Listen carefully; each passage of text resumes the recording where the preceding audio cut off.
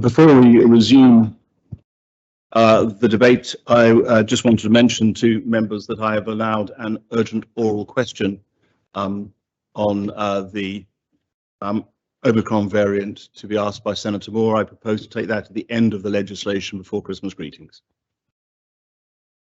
Does any other member wish to speak on the government plan?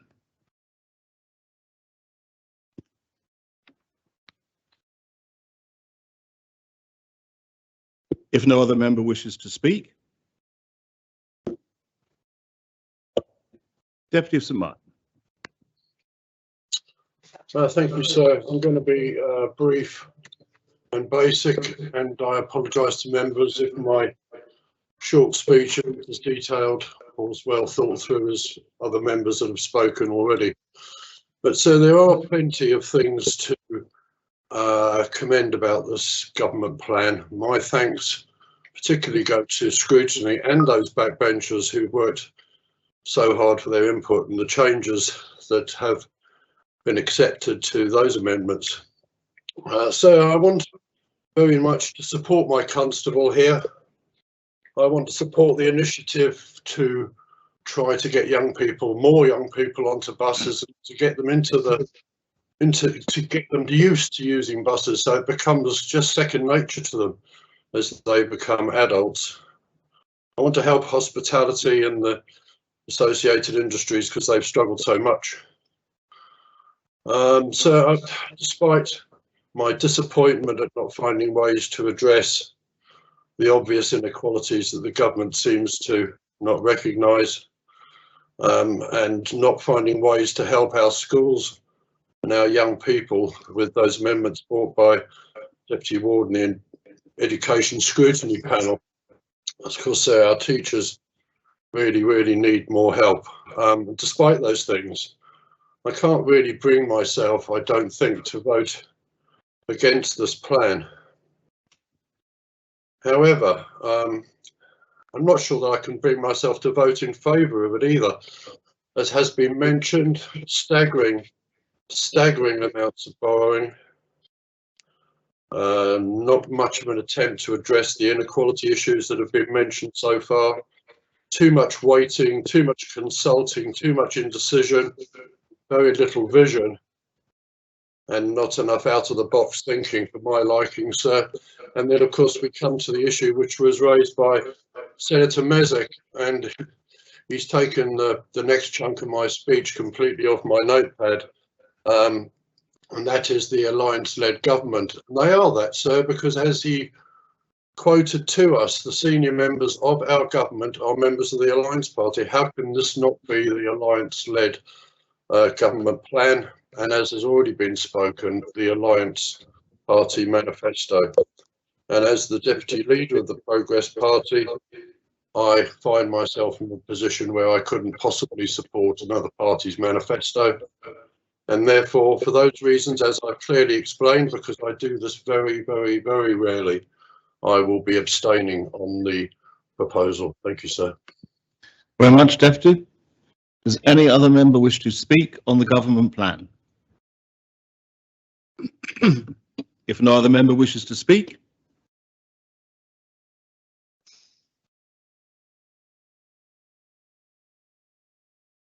then I close the debate and call upon the Minister for Treasury and Resources to respond.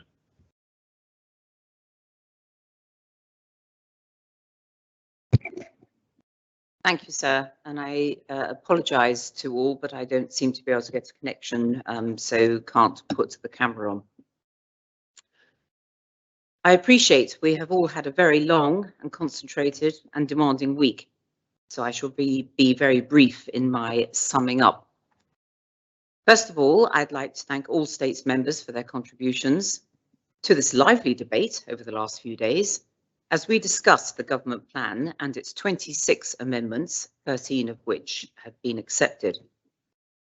As I set out on Tuesday, this government plan focuses on recovery and renewal for islanders and for our economy by providing a plan for the long-term sustainability of our finances. Our financial strategy for 2022-25 has 6 key principles, which we will be following to manage our borrowing: repaying our hospital debt, funding new investment, and balancing public finances during the term of the plan. We are also going to continue investing in delivering our common strategic policies and priorities, as well as modernising government through investment in new digital technologies and the building of a new government office. We will also continue to implement our efficiencies and rebalancing programme with £20 million worth of savings per year between 2022 and 2024, in addition to delivering the shortfall from previous years. So I thank the people who have contributed to the main debate recently this morning. I will be brief in my answer to those. First of all, to Deputy Labby and his thank you to Senator Mezek for accepting the Council of Ministers amendment. We were all very pleased that he did that. It saved another long debate. And also to thank you to Deputy Labby for his comprehensive explanation of the housing situation in Jersey. Secondly, to Deputy Young, what the government plan means for the environment, and very positive he was about moving forward with conservation, marine, climate and environmental health issues. The third contributor, I think, was the Connétable of St John, Mr. Jean, and he stated it was a reasonable debate, and also that we need more collaboration, and I think that's come back from various people who have contributed across this debate, and I quite agree. The concern over the borrowing, again, many people have expressed. I'm not going to answer that in detail because I have done previously. Deputy Pamplin, not here at the moment, but his huge thanks for the scrutiny panel on which he serves, and acceptance of his amendments, especially the ones on mental health services. The Connétable of St Martin, on women's safety, of which her amendment was accepted and, as she quite rightly says, need to be pursued. It has to be said that I completely relate to what she was saying, in as much as in 2011, when I was asked to be part of a movement, could be the wrong word, but something productive to try and encourage more women into politics. And here I am. So I convinced myself on that one. So with the Connétable on what was a very good speech. Senator Moore, responding as chair of the Government Plan Review Panel, thank her panel for their input. She criticised that there was not enough detail in the government plan. However, it is a 200-page report without the appendix, and there's only so much detail that can be gone into in a publication like that. But we have discussed the detail in detail with officers and scrutiny panels. And I won't go into detailed answers, as every member has had the opportunity to lodge an amendment, all of which have been answered and debated, or both, really. Then Deputy Morell, he appreciated the good support for heritage, possibly criticised the amount spent on government administration, but then there's been a huge amount of government administration with the dual effects of Brexit and the pandemic. So we have to realise that a lot of officers' attention has been diverted from their normal specifications into dealing with this. He also talked about diversification and affordability, which I do think the plan addresses, and also mentioned archaic decisions of 1948. And so that's why the Revenue Jersey team and officers have spent so much time and effort with bringing in independent taxation, which is a 1928 archaic law agreed by this Assembly. Deputy Ward spent quite a bit of time on talking party politics, which I'll come into. haves and have-nots, which again have been a constant question, and supports for the Clontarf speech in inequality in society, which we are addressing, without doubt. We are addressing.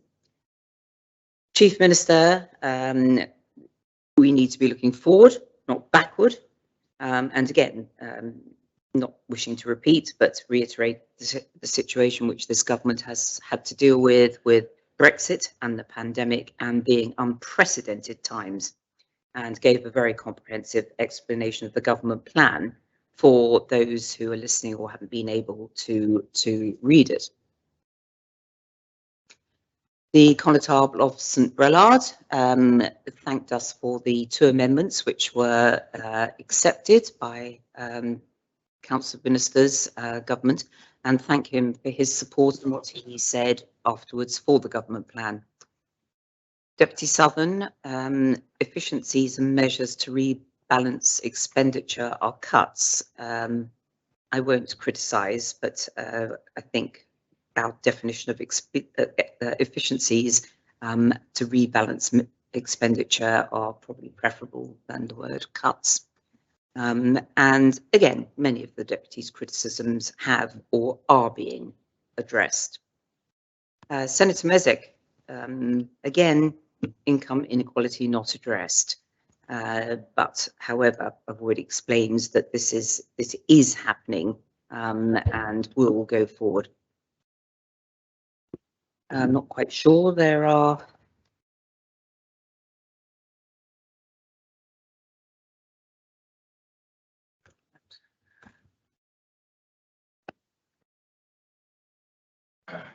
There were a couple towards the end of the morning, sir.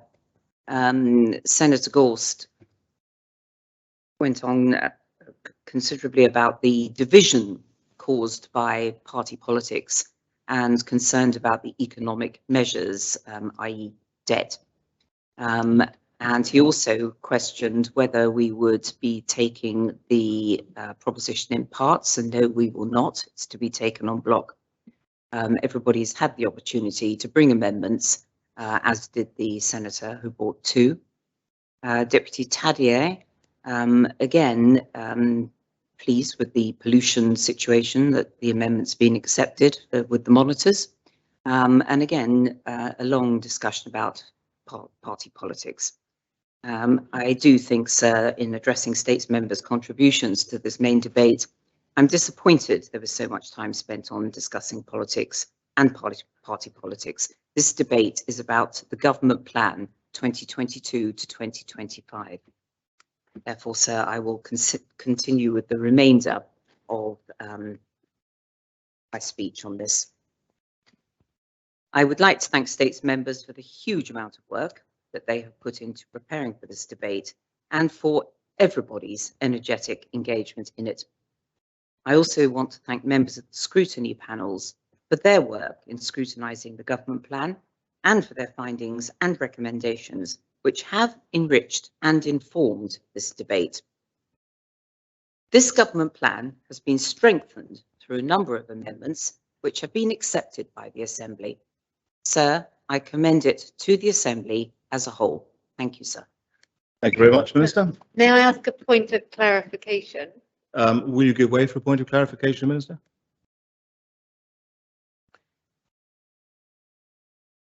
Well, it's entirely in your hands. That's a yes or no.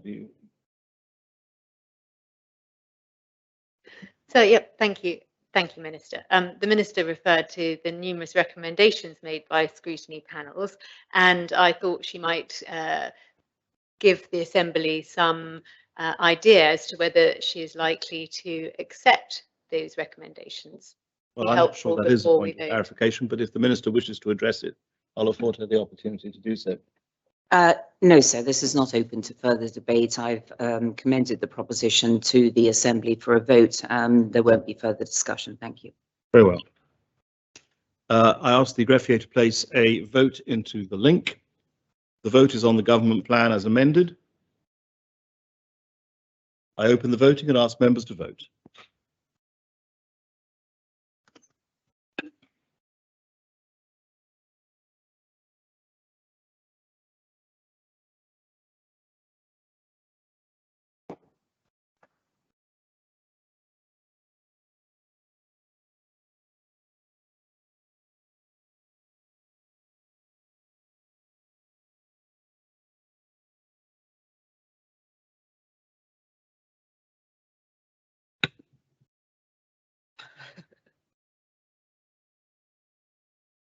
Sir,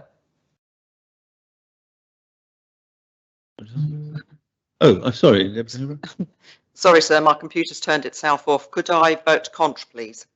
You'd like to register a vote in the Chamber as cont? Yes, please, sir. Thank Very you. well.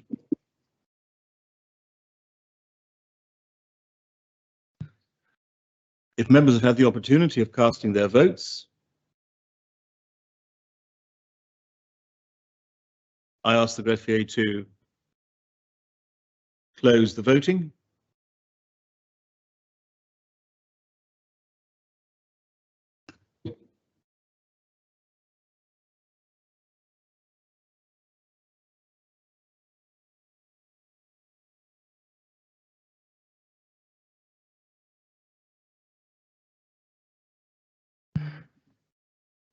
Government plan has been adopted. 29 votes pour, 6 votes contre, 2 abstentions in the link, and a further 6 votes pour and 1 vote contre in the chat.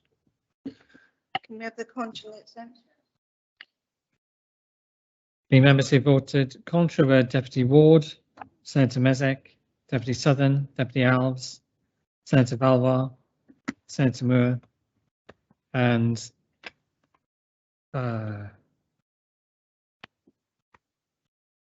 that is all, I think. Oh, and Deputy Lehegra in the chamber, of course. And the abstentions were the Deputy of St Martin and Senator Pallet. Very well. The next item is the draft finance 2022 budget Jersey Law P100 lodged by the Minister for Treasury and Resources. The purposes of this debate, the main respondent is the Chair of the Corporate Services Scrutiny Panel, and I ask the greffier to read the citation.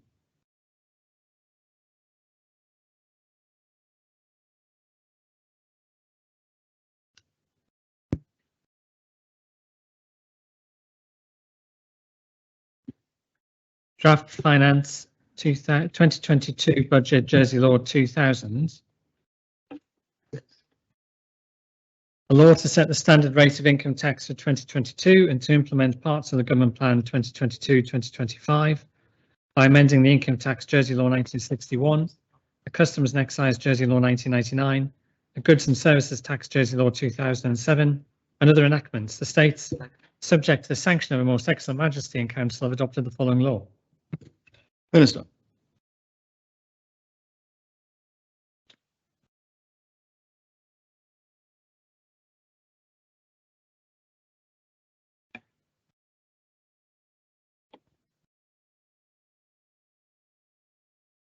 Thank you, sir. So I was trying to camera on. Proposing the principles, sir. Yes. Following the decisions reached in the debate of the government plan, the draft Finance 2022 Budget Jersey Law proposes the standard rate of income tax and the income tax exemption thresholds for 2022.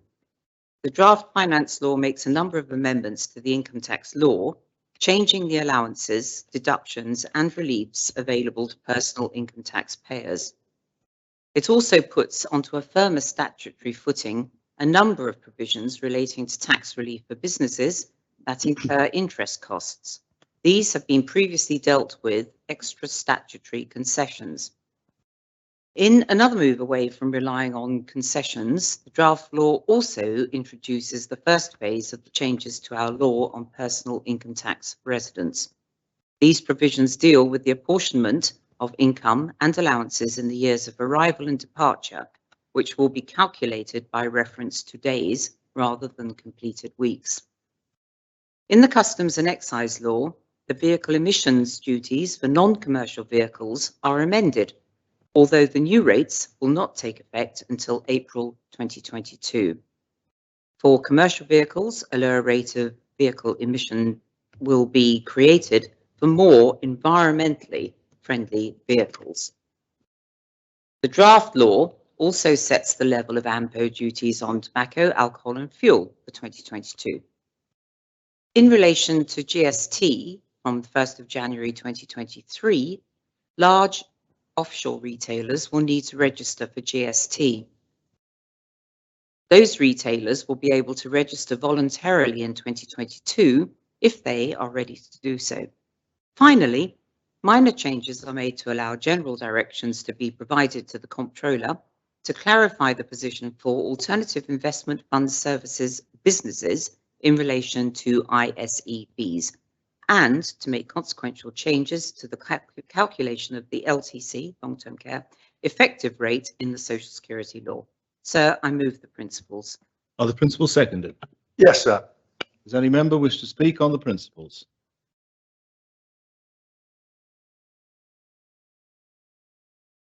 If no member wishes to speak on the principles, then I close the debate and ask the greffier to put a vote into the chat.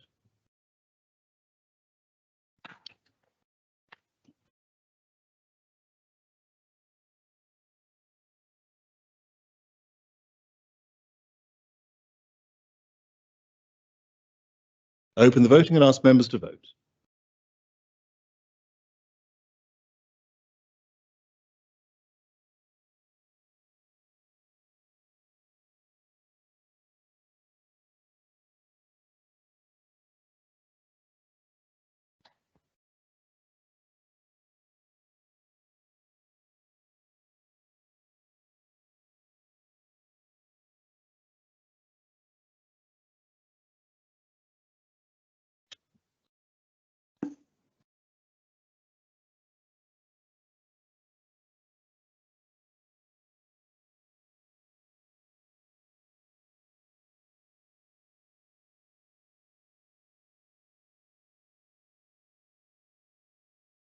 Members have had the opportunity of casting their votes. Then I ask the greffier to close the voting.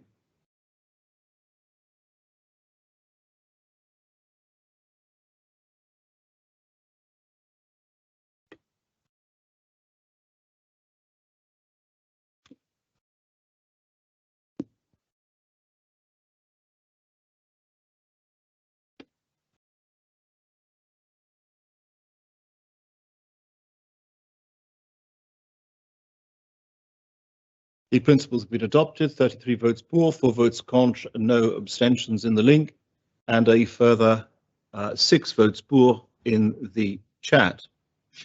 Does the Corporate Services Panel wish to call this matter in?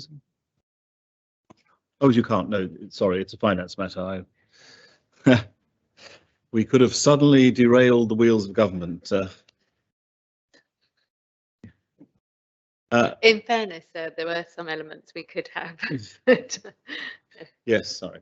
Do you wish to deal with the matter now? Propose the articles in second reading, Minister. Yes, please, sir. Would the Assembly agree to me proposing the articles in groups? That's, I think it's a matter for you. Obviously, any member can ask any questions or make any points as we go. Okay, I think it would be sensible to do that, sir. So on that basis, I would like to propose Articles 1 to 7, and then Articles 8 to 13, then Articles 14 to 18, then Articles 19 and 20, and then to propose Articles 21 to 27, and then Articles 28 to 39, and then 40 to 42, and then finally 43. I'm sorry, 28 to 29, and then what? 28 to 39, 30. and then Articles 40 to 42, and finally 43. It just gives the opportunity to give a brief outline. Well, so you want to propose 1 to 7 first and then have those put to the vote? Is that what you want to do? If that's what the Assembly wishes, it doesn't need to be. Or you can propose them all and do with them in blocks, and then we can vote with them. If members wish votes to be taken on separate articles, they're entitled to require that to happen. Understanding orders. Okay, sir. So you might like to propose all of them in, and we can split the votes if it's necessary. Yes, sir. Thank you. I will propose them all then. Very well. Are they seconded? They are, sir. Well, does any member wish to speak on any of the articles?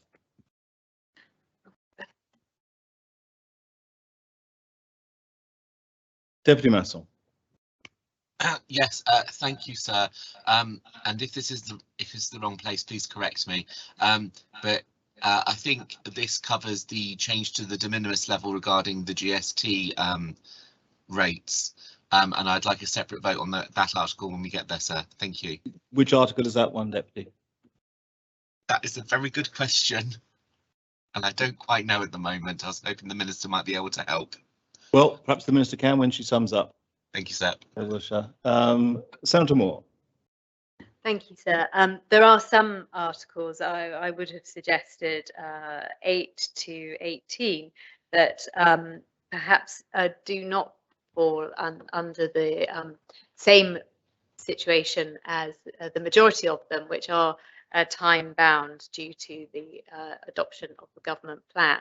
And I wondered if the Minister could describe to the Assembly why these have been included in the draft finance law, particularly the new rules in relation to residency. Thank you, sir. So you'd like the Minister to answer that point. Any other member wish to speak on the articles in second reading? Senator Mezek. Thank you, sir. It's very, very briefly just to ask that articles 19 and 20 be considered to be taken separately as well. Those are in relation to the personal tax thresholds. Well, and does any other member wish to speak on the articles in second reading? No other member wishes to speak. Then I close the debate and call upon the Minister to respond. Thank you, sir. In answer to Deputy Masson, not quite sure. I think he said, sir, that he wanted a separate vote on the GST de minimis level. Yes, he did. Which is what we are proposing to reduce from £135 to £60 with, and I've made clear in several speeches that I would like that eventually to extend to a nil de minimis level. If he would like to vote on that separately, I'm happy to do that. I think the Senator Moore asked for articles, I think she said 8 to 18, but I'm not quite sure I've got those broken down. But if she wants a separate vote on that, I don't know. For clarification, please. Correct.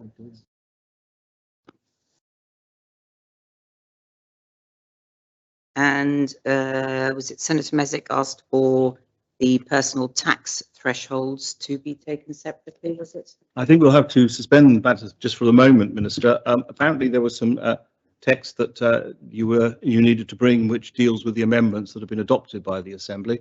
And you would have been proposing those articles as amended by those documents. We don't have them in front of us. And I think in the circumstances, we can't really proceed until they are. Otherwise, the Assembly will not be voting on the position. The greffier has advised me that we were waiting for the documents to come through. They haven't. I'm afraid I was not cited on that at all. But it means that Neither was I, sir. presumably you have officers who are preparing the necessary documents and amendments to put before the Assembly. So the principles have been adopted, but I'm not sure that we can carry on and deal with the articles until we have the complete text in front of us.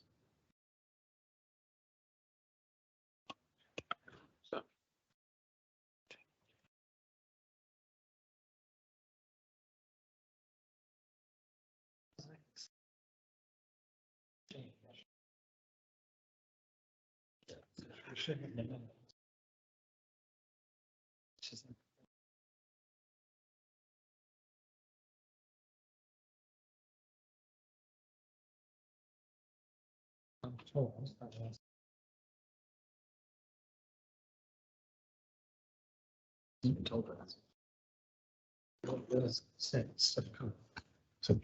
both that stuff sent through to them.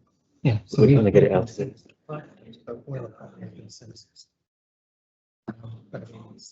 This should have been done. Start with the version process and all this and that. Sorry. No, no. It's not great, so, Okay. Well, no, there we are. We really have to wait because we can't agree. Can we do with the other legislative passes? Can we move on and do with those and make it back? Is there anything that's sort of sensitive on? No, they're not. Well, we can't do that one because that's the Act operatoire.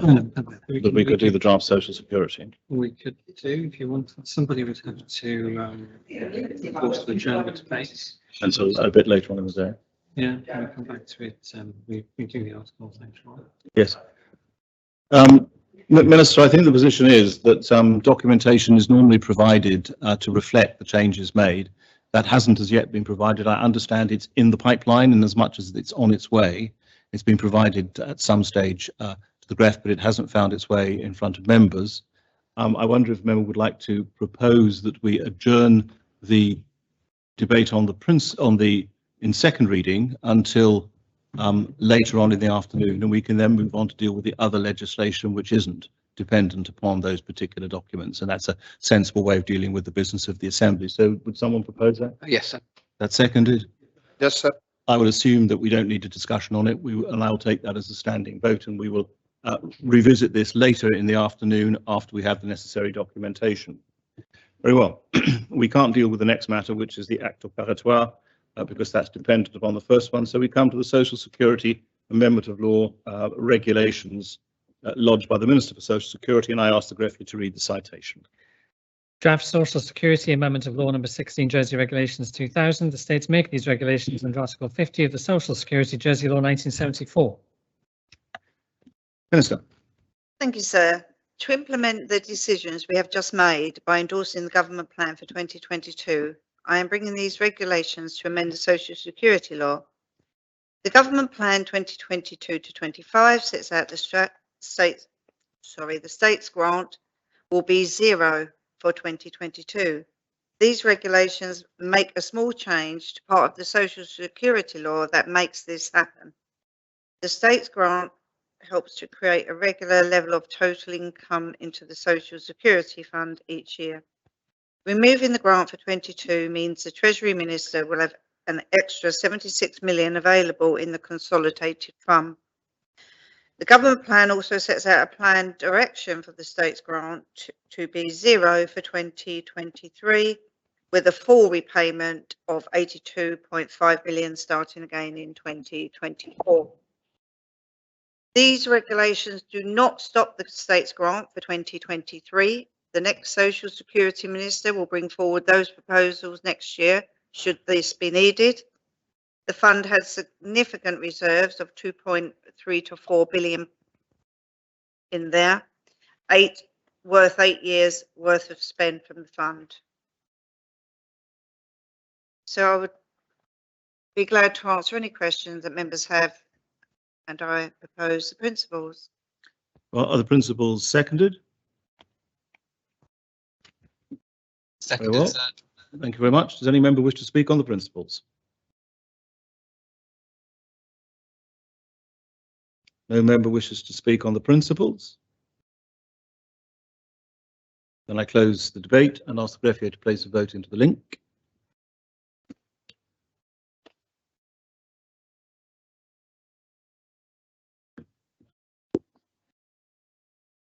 I open the voting and ask members to vote.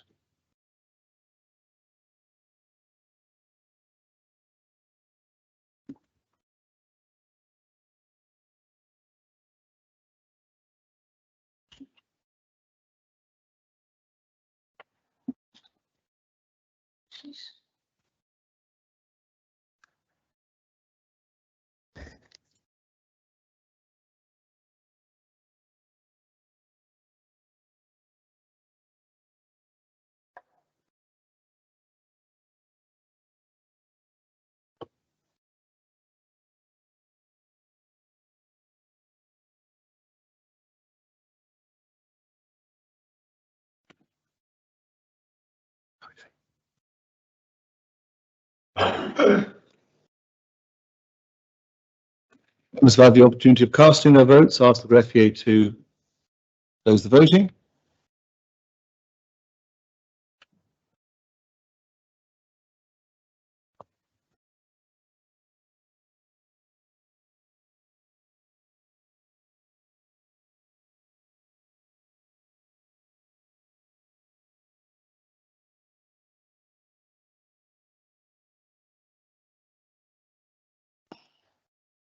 The principle's been adopted. 31 votes for, 6 votes contra, no abstentions in the link, and a further 5 votes for in the chat. 6, yep. Members voting contra were Deputy Lahegre, Senator Mezek, Deputy Ward, Deputy Southern, Deputy Tadier, Deputy Alves.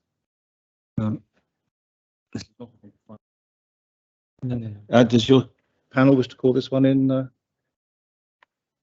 Senator? No. No, very well. Do you propose the regulations in second reading?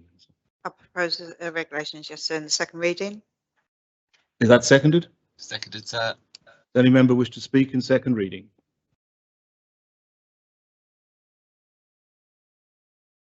No member wishes to speak. Then I close the debate and ask the greffier to place a vote into the link.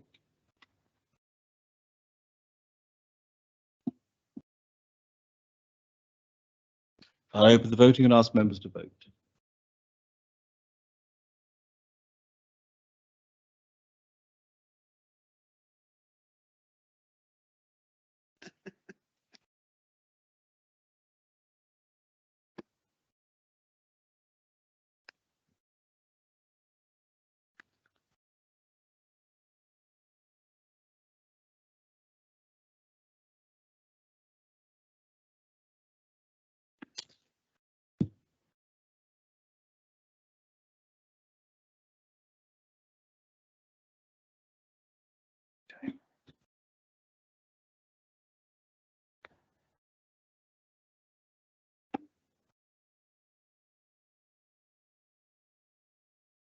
Okay. 4. There's a lot in the chat. There's a lot in the chat. Members will have the opportunity of casting their votes. Then I ask the greffier to close the voting.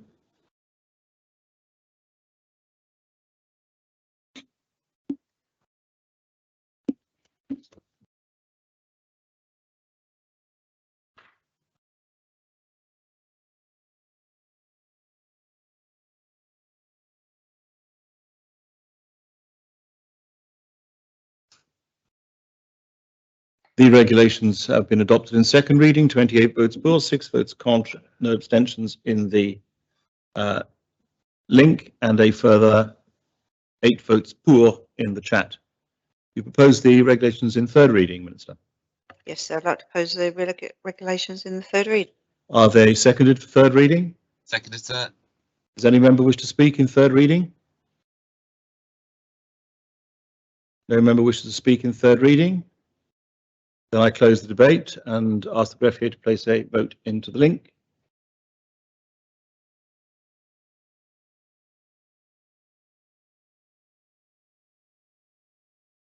I open the voting and ask members to vote.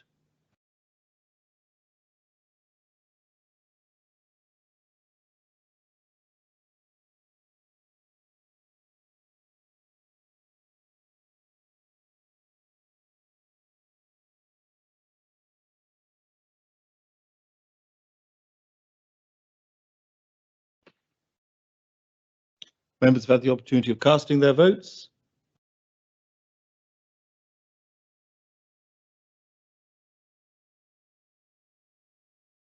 Then I ask the greffier to close the voting.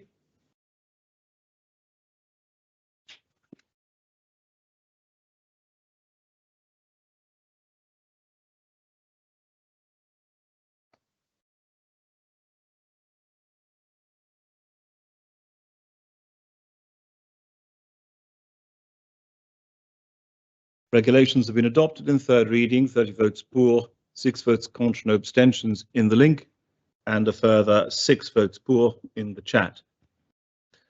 The next item is the draft health insurance fund miscellaneous provisions Amendment number 3, Jersey law, lodged by the same minister, and I ask the greffier to read the citation.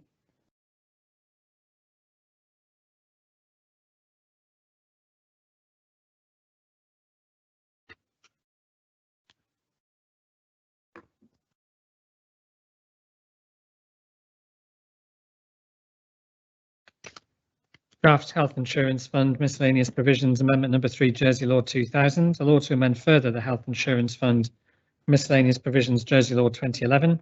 The state, subject to the sanction of Her Most Excellent Majesty and Council, have adopted the following law. Minister.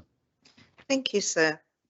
This proposition is a consequence of the States Assembly agreeing the government plan as amended by the Health and Social Security Panel's Amendment 15. I fully support this amendment, which confirms the checks and balances we have in place for the Health Insurance Fund and the Jersey Care model and digitisation projects it is paying for. There will be an actuarial review of the Health Insurance Fund next year, and I think again scrutiny reminded me that, and it's going to happen, as well as the Social Security and Long-Term Care funds, which will include a long-term income and expenditure projections on the basis of agreed policy and recent experience. The legislation will make an amendment to the Health Insurance Fund Miscellaneous Provision Law to transfer up to 13 million from the Health Insurance Fund to the Consolidated Fund in 2022. The Health Insurance Fund has a balance of 92 million, and the transfer will not affect the ability of the fund to fulfill its obligations, its legal obligations. I would like to propose the law, sir. Thank you. Principle seconded. Seconded, sir. Does any member wish to speak on the principles?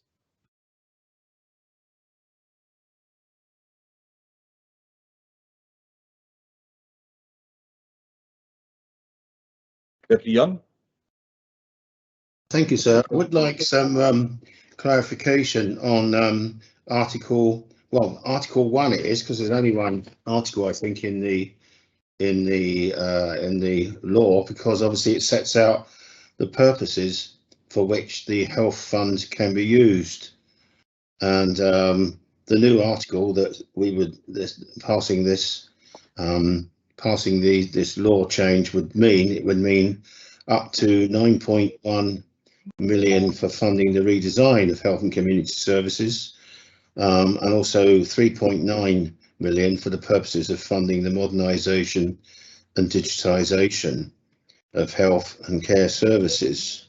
That I would like to have it clarified that this is a one-off, because obviously this is an ongoing law, and what we're doing here is inscribing purposes which the fund, which is a ring-fence fund, and the only purposes can be used for things that are in this law. So I can see an argument for getting things done as a short term,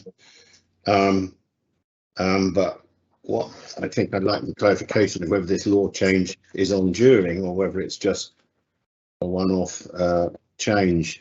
I raised that point, so because the report sets out on page 7, the accompanying report, a lot of sort of very complex IT stuff where the 3 million, and I think we discussed this earlier. So obviously I think I voted against that transfer and that, but I have to accept the democratic decision to go with it. But nonetheless, I think that list does include, I think, could I know if that list on page 7, are we binding ourselves to that list in view of passing the new article to DSER? Thank you very much. I've got some reservations about this, as obviously people will know. Deputy Pamplin. Thank you, sir. And I speak as main responder as Vice Chair of the Health and Social Services Scrutiny Panel on this particular item, as I alluded to in my previous speeches, and what a joy it is to be standing on my feet again in the chamber. Not that it makes any difference with my height levels. This amendment is all about the continuing funding of the Jersey Care Model, which was first introduced to the Assembly as the Jersey Care Model P114/2020 and debated on the 3rd of November 2020 and was approved as amended by 39 votes to 7. Our panel was supportive of the Jersey Care Model proposition, but lodged an amendment which was further amended by the Minister for Health and Social Services that would have seen, and I quote from the proposition, the establishment of an independent, non-executive board that will keep under continuous review the delivery of the Jersey Care Model and report to the Minister and the Health and Social Security Scrutiny Panel, and that will be responsible for agreeing monthly progress reports and the publication at the end of Tranche 1 of a detailed analysis of progress against set targets and a detailed look ahead to the delivery of Tranche 2. The panel received regular updates from the department about the progress of the JCM work in 2021, but continue to be concerned to note the time taken and the lack of urgency, despite challenges, to progress the establishment of the independent non-executive board. In a letter we received on the 20th September 2021 in response to our query, the response said, and I quote, the process has taken longer than anticipated due to the lengthy process that had to be undertaken to keep the recruitment independent, to ensure independent officers and scrutiny panel members agreed to ask the Jersey Appointment Commission to oversee and lead on the recruitment. The resulting process was longer than anticipated. That process is still to be completed, which is why in the government plan, the panel brought our concerns in the form of amendments, which again, as we stated in my previous speech, we are grateful to both ministers for accepting them, but we didn't want to, but we had to find a way to show our concern, but like we did last time, hopefully not derail and make sure the Jersey Care Model can continue. That, of course, is in the hands of members in this debate if they want to approve the funding as the ministers proposed. So, just for a bit of background further to our concerns, when the government plan, when the proposal was lodged, there was a commitment from ministers to undertake a review of the social security schemes of which the health insurance fund is a part, and I quote again, ministers are determined to make sure that the social security fund continues to serve future generations and as a priority will undertake a full review of the various components of the social security scheme ahead of the next government plan to ensure the further balance is maintained as a fully sustainable level. During a hearing with the Minister for Social Security on the 13th of October 2021, the panel had advised that no reviews had been undertaken, especially while focus of the HIF fund, as the Minister quite rightly said, and then as we have been saying all the way through, there has to be under law an actuarial review of the health insurance fund next year, which is again why we put more of an emphasis in our amendments accepted by the government in the previous vote. However, again, during the opening speeches and closing speeches of P114-2020 on the 3rd of November 2020, the Minister for Health and Social Services stated, the government plan we'll be debating in a few weeks back in 2020 recognises the need for quick action. It brings forward the need to deliver a solution to make sure that the health costs are funded sustainably, and it commits to undertaking a full review, which will be including taking proposals to this Assembly ahead of the 2022 government plan. During his closing speech, the Minister for Health and Social Services also stated, each year we'll have a government plan. Each year there will be a need to put money into the government plan for up to 2025, which is part of the original proposition, we know, of course. Each year up to 2025, members will be able to debate the vote proposed. There are plenty of opportunities for reviewing this, and I have no doubt members will continually ask me questions. And of course, I have the opportunity, if any future minister has the opportunity to bring a debate on this Assembly. And of course, we look forward to the soon to be established independent board to report independently on the work undertaken. And finally, in the closing speech, yes, there is a concern about we will not be in a position to debate sustainable funding, but we're going to be working on a sustainable funding measure over the next 9 months and the commitment to bring this forward in the 2022 government plan. That is what this proposition asks for. That is the present government plan. That is a commitment to do so. Unfortunately, that did not happen. So, sir, we stand today as a panel. That is why we brought those amendments, and that is why I'm contextualizing them now in this, because it is about the approval of the Tranche 2 payments. So, to cover, the establishment of the Independent Oversight Board that was originally intended to be put in place as a safeguard during the establishment of the Jersey Care Model for Tranche 1 before Tranche 2 has to be delayed, but has been promised to us by March. That cannot fail. The Jersey Care Model digital systems and the digital care strategy work streams have not progressed, and we have concerns there. And again, that is why our amendments are there, and we will be following closely after Christmas. But again, despite assurances provided in 22, the reviews of healthcare funding and the health insurance fund that were due to be debated and undertaken has loosely promised And we are aware, sir, of course, of the pressures put on government this year with COVID, which is why we brought our recommendations and not a proposition. However, we have to note this today because of the risks assured. Again, I restate the panel's position that we were supporting of the Jersey Care model. We cannot stop. We have to go forward. We do not want to go backwards and waste even more of taxpayers' money. But we have to state on record, this is a concern and it is a shame. I have to also say the last 2 nights in my role as well, I've been going through all the detail of the work presented so far and pay special recommendation to the lead of the Jersey Care model for her work to get that information to us. There is progress and we're not concerned. We hope that they will get the full support needed to fulfill that is all required for the continuation of the Jersey Care model. But I think it was only right and proper that we as a scrutiny panel brought this to members today, and hopefully that whoever is standing in this position next year will be in a better position. We're seeing the detail, we're seeing the independence of reporting to back up what we are seeing, but when we're using money from this very ring-fence protected health insurance fund, which is used for all sorts of things, as I've said previously, especially our concern of the high costs of prescription charges and other things, but I thought it was only right and fair that I state that today. Thank you, sir. Very much indeed. Deputy Southern. Thank you, sir. And I think what we're witnessing here is the start of the rot. £13 million in 22, £12 million in 23, £11 million further in 2024, and 2025. By then, the fund, the health insurance fund, will have 1 year's expenditure in its coffers. That's it. I think we risk the entire future of the our health insurance fund, the way it operates, if we go ahead with this thing. I'll be voting against.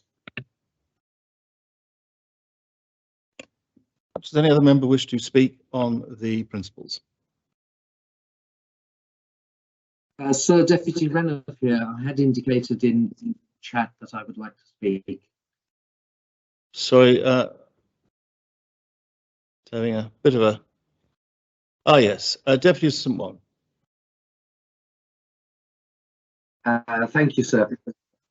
And I'm pleased to follow the previous speakers, Deputy Young and Deputy Pamplin. Sir, the members may well recall that at the beginning of this term, I was regularly questioned on what progress is being made with regard to essential changes needed in the delivery of care, because those changes have been recognised as needed for very many years. And years ago, the States Assembly agreed P82, which should have delivered so many changes, but it was recognised over time that there was insufficient investment in and providing the resource for the change that is needed.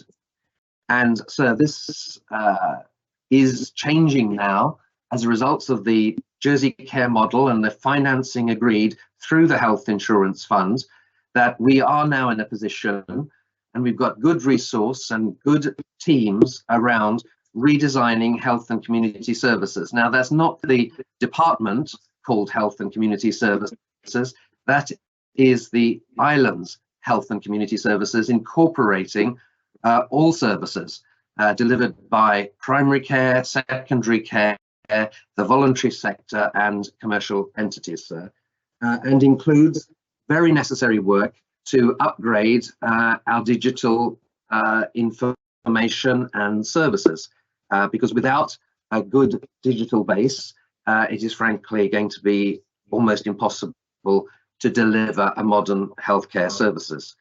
So the use of the health insurance fund for islanders' health, and a very large part of that would be delivered in primary care, is a proper use of the fund here. And it is the case, sir, that throughout this past year, there has been substantial progress made in embedding, setting the foundations with all other providers for the work that is to follow. And there has been delivery in intermediate care of overnight care and planning for the work that will happen next year.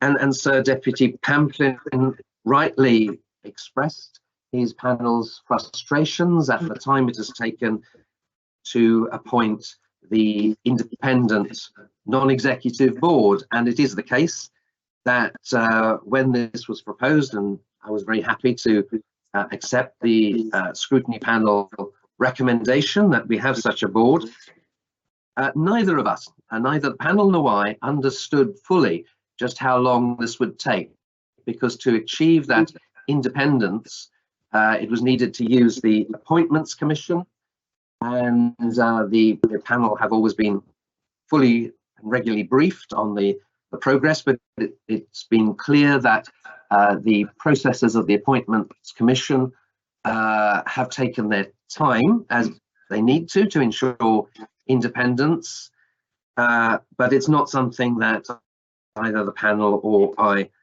understood when we first started discussing this. So we have each expressed some frustration, but it is the case that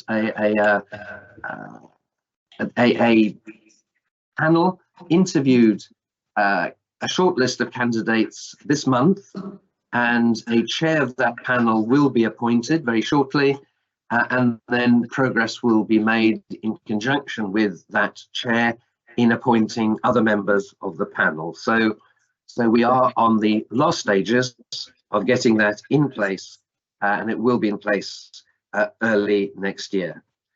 And so that is why I say we have been able to, and I'm always grateful to my scrutiny panel who have carried out excellent scrutiny on the Jersey Care model, and I've been happy to accept their amendments which reinforce the work behind the Jersey Care model. Otherwise, sir, matters have progressed as planned this year, and this funding is necessary to continue that good progress. And as I stated earlier in this government plan debate, sir, we have started a major review of all the future costs of health services that we will need in the future and how those services will be paid for. Yes, there's frustration that we couldn't have done that earlier, or that we don't have the sufficient data to just bring a solution to the states. But this work must be carried out comprehensively, and we are involving the panel in it, as well as all partners delivering healthcare. It is a vital piece of work which must be carefully researched and solutions worked up, knowing the implications for all parts of our community. So, sir, I hope members will support this essential funding to allow us to transform our health and care services and put it in a situation where it can meet the needs, which are undoubtedly very quickly coming down the track. And we don't want to be in a position where we are stuck with old ways of working when we know we have to do better. This work is being done, sir, and I would ask that members support the Minister for Social Security. Thank you, sir. Very much. Will you give way to a point of clarification from Deputy Young? Yes, I will, sir. Thank you, sir. I appreciate the Minister's explanation, which is extremely helpful.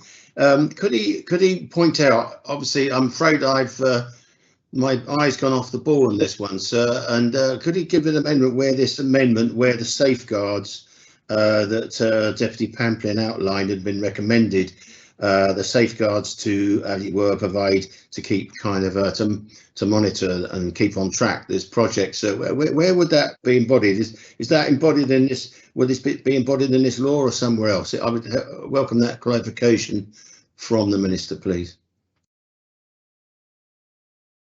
So the safeguards are that the Minister for Social Security only agrees by ministerial decision a transfer of funding when she is fully satisfied that monies have been expended in the delivery of the programme for which it is intended. So that is the safeguard. It lies with the Minister for Social Security, but in addition, we have the scrutiny panel, who, as I've said, are excellent at scrutinising this work.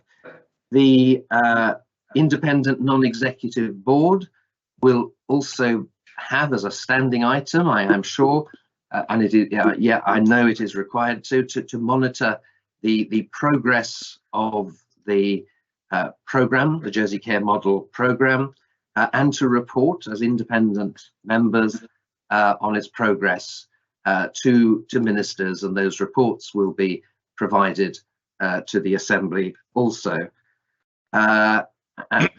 And as a further safeguard, sir, the amendments put in by the scrutiny panel, which I was happy to agree, is that the major review on the future costs of healthcare will consider whether the health insurance fund should continue to be used and be supplemented, be topped up. All options are open as to how the health insurance fund is used in the future, and whether it should be replenished or in part or at all. So there are a number of safeguards in place, as well as the continuing reporting to states members and questioning and scrutiny available. Thank you, sir. I thank the Minister. Very much indeed. Deputy Morell. Thank you, sir. And I thank the Minister for his explanation about the independent panel. Although I'm speaking to express my extreme disappointment that it seems to be some administrative issue or process which has caused that panel not to be created so far. I voted for the Jersey Care Model with deep reservations because there was so little. Remember the proposition. It was essentially the states having to say, okay, Minister, we trust you that this work is going to happen. It's going to be worthwhile. We'll do this. And I didn't like voting for that because there wasn't enough detail. There wasn't enough information. But the reason I was able to vote for it was because of the scrutiny panel amendments, principally the independent panel that the amendment brought in, and the Minister's acceptance of it. It seemed to say to me that, okay, we know that this is a journey into or an unclear journey, but with these independent oversight and open communication, etc., the health department and the Minister can be trusted to get on with that work. And so throughout the year, I have been checking in with the health scrutiny panel and asking, has this independent panel been set up yet? And the answer, including today, is no, it hasn't. I understand that perhaps the Appointments Commission refused to prioritise it. That's appalling. The Appointments Commission should not be choosing to prioritise or not to prioritise something. This was a priority. Millions and millions of pounds of public money is being spent on this care model. I want it to succeed. I'm also of the opinion, as Deputy Pamplin is, that we don't want this to be another hospital debacle where suddenly funding stops and a future government has to go back to square one, and many millions of pounds is wasted. And I know very well that the officer in charge of this work, I appreciate their incredibly hard work, and I know they're a very, very capable officer, and I certainly wouldn't want to suggest or stop their work at all. But many times in this Assembly, particularly with regard to COVID restrictions, I have expressed my trust in this Minister and him keeping to his word. Therefore, I am putting on record my great disappointment that he has not kept to his word in regards to this independent panel. That was the reason I voted for the care model in the first place. It hasn't been delivered. If by March this hasn't been delivered, then, sir, I think we as an Assembly will need to look very closely at that situation and ask how we're going to go ahead, because this isn't acceptable. They've had a year to bring this in and it hasn't happened. Thank you, sir. Very much, Deputy Senator Ferguson.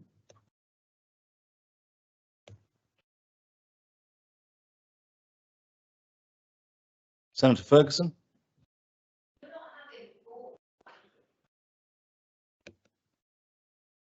Senator Ferguson, are you Yes, able to? Sorry yes, about that.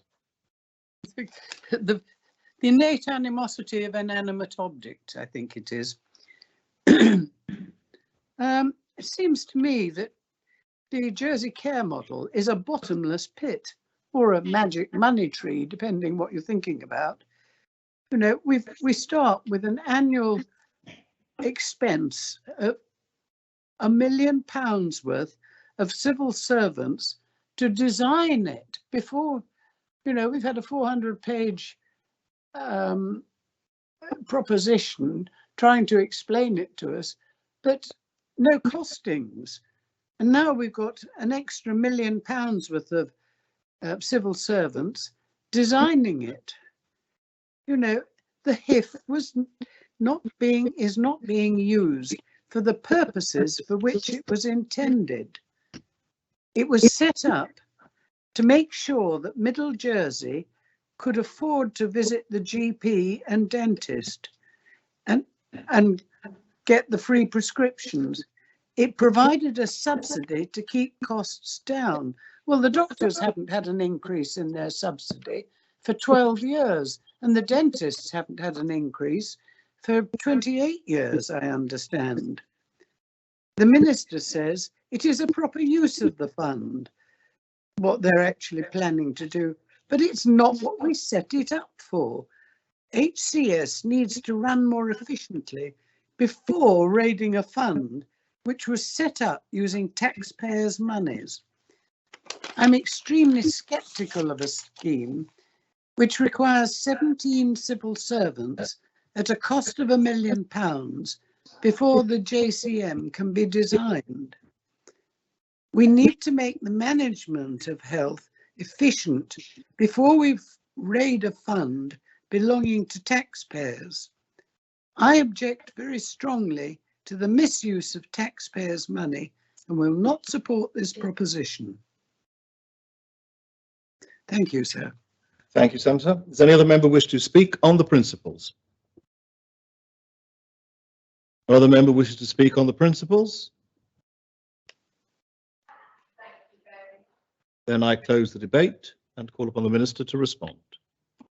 Yes, thank you, Sarah. I think Deputy Young's concerns were similar to Deputy Southern's, and then the Health Minister tried to explain some of the reasoning. But Deputy Southern and Deputy Young are concerned about what the HIF will look like in X amount of years. And I've openly said to Scrutiny, you have a pot of money over here, and you've got a new healthcare fund, healthcare model where you want to do much more work out in the community. You want the doctors with you.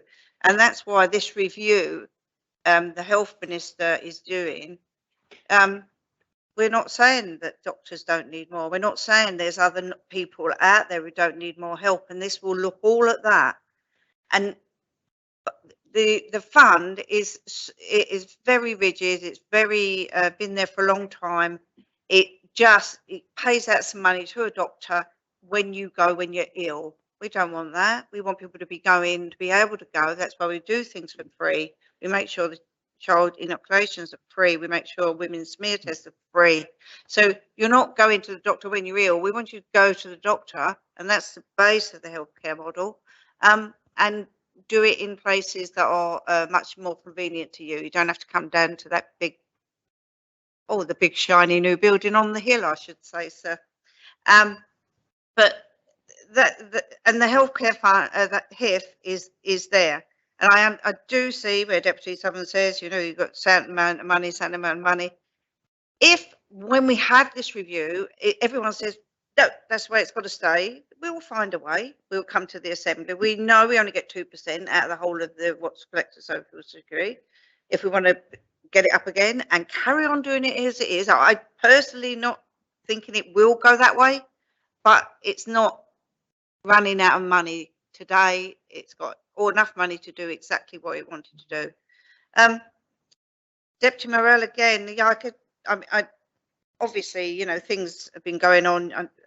You can't have chance to hear from the Health Minister, but I think he was saying that, he is trying, and it will be up and running, and that will be one of the other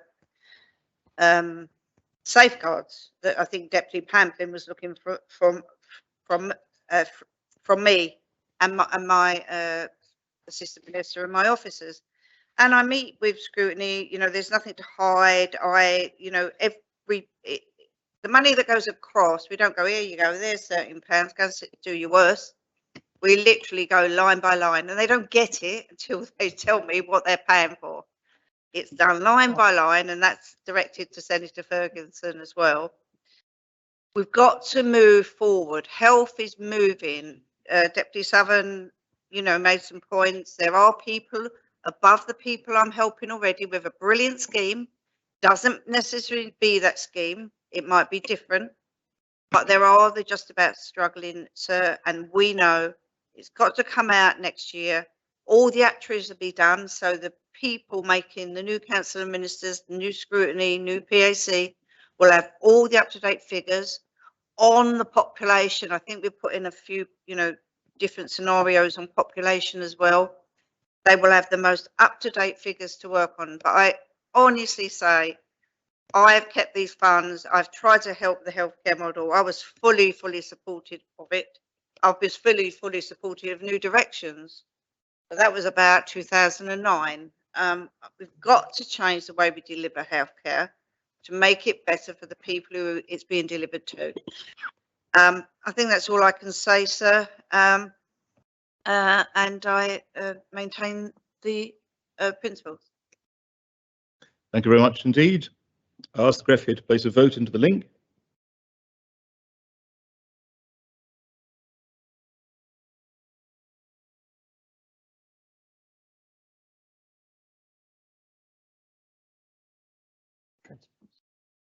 And I open the voting and ask members to vote.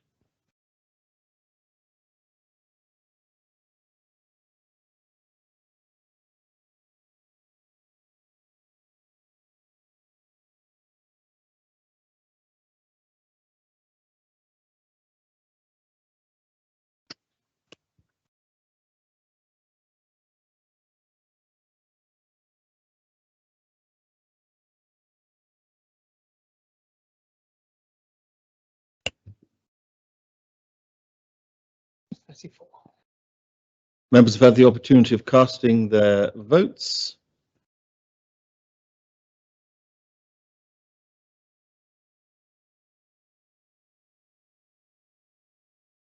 Then I ask the greffier to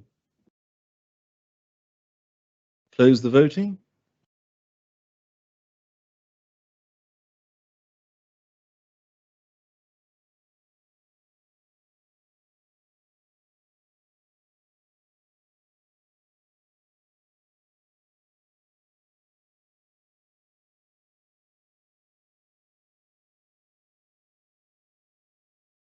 The principles have been adopted, 28 votes for, 7 votes contra, no abstentions in the link, and a further 7 votes for in the chat and 2 votes contra. Does your panel wish to call this one in, Senator? No, thank you, sir. Do deal with them in second reading, Minister. Yes, sir, I'd like to propose the law en bloc, please. Are they seconded for second reading? Seconded, sir. Does any member wish to speak in second reading? No member wishes to speak in second reading. Then I close the debate and ask the greffier to post a vote into the link.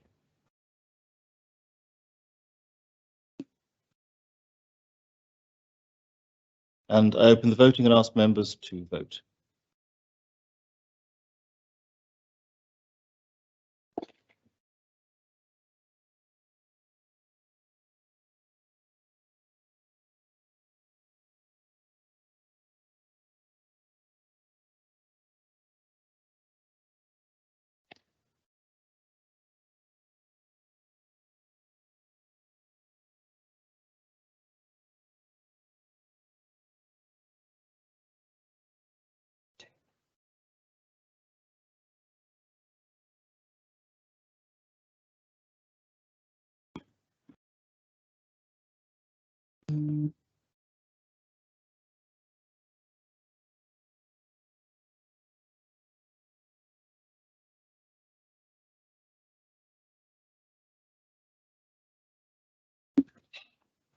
Sir, may I register an oral vote? Yes? Gaunt? Gaunt. Very well. If members have had the opportunity of casting their votes, ask the referee to close the voting.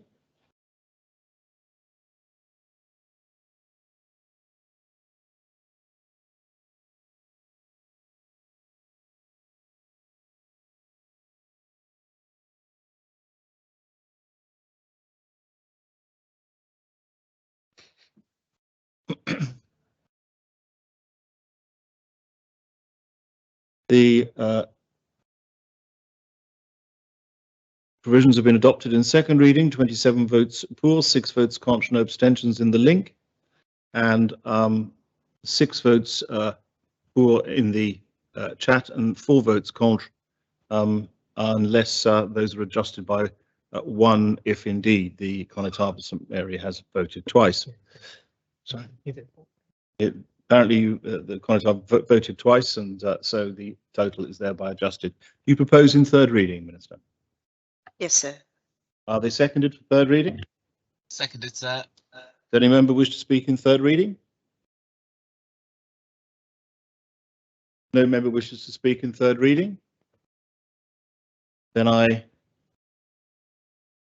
close the debate and ask the greffier to post a link into the chat. I open the voting and ask members to vote.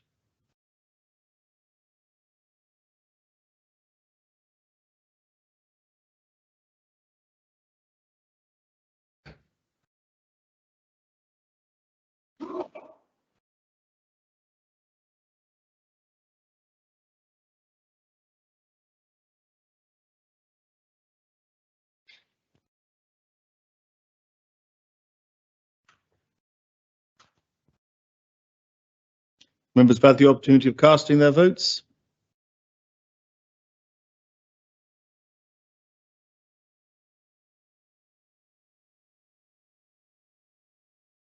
Oral vote against, please, sir. Indeed. Can't. Yes, that's fine. Then I ask the greffier to close the voting.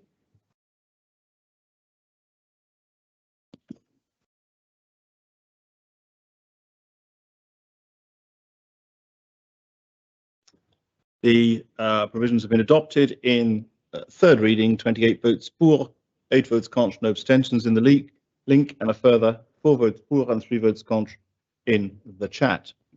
We return now to the votes in second reading on the draft finance 2022 budget Jersey law. Mr. Members will have seen there are the amendments have been sent to members electronically, and they appear both by email and will shortly appear in the link. And I should point out to members that there is a typographical error in the amendment, which is that it is expressed as being lodged on behalf of the Corporate Services Scrutiny Panel, whereas in fact it is lodged in the name of the Minister, which is the requirement under the law, and therefore it should be read as that line at the very bottom. It was simply the wrong identity was put when the paperwork was prepared. Therefore, Minister, you will need to propose in second reading those articles as amended, and then we can carry on with any further debate in second reading before I might ask you then to sum up. So would you propose in second reading? We're still in second reading. You're proposing those specific amendments to the articles. Yes, sir. Thank you very much, and thank you and to the greffier for clearing up the confusion over all of this. And I apologise to the States members present and those listening for the confusion. So I propose in the second reading, sir. Thank you. Very well. And the articles therefore proposed are incorporating the amendments in the documentation before members. The amendments are always brought by the Minister in the light of the various amendments to the government plan, and this is the standard way of doing it, and therefore those are what members may debate and vote upon. Does any member wish to speak in second reading? I will let members who have already spoken speak in second reading in connection with these new amendments, which weren't before members at that time. But generally speaking, yes, sir. Senator Moore. Simply on the point of the Articles 22 to 26, I would like to express the gratitude of the Corporate Services Panel to members who have supported the amendment to these articles, which we believe brings some relief to the hospitality industry and also a dose of common sense in terms of public health. Thank you, sir. Much. Deputy Young. Thank you, sir. I don't think I've spoken on articles. No, you haven't. 28 to 39, sir. Can I speak on 28 to 39? You haven't spoken on anything in second reading yet. Thank you, sir. 20. I think it's in relation to the point that Deputy Masson raised during the early debate about the GST changes. Articles 28 to 39. I would request that the Minister allows a separate vote on these, because I think 28 to 39, as the report says, introduces a completely new regime for GST goods coming into the island, and I would like the Minister to, in response, to just give us some little explanation, or at least comfort, that the new law provisions which we got here, which require offshore retailers to register with the states, as it were, and collect this tax at source. Whether that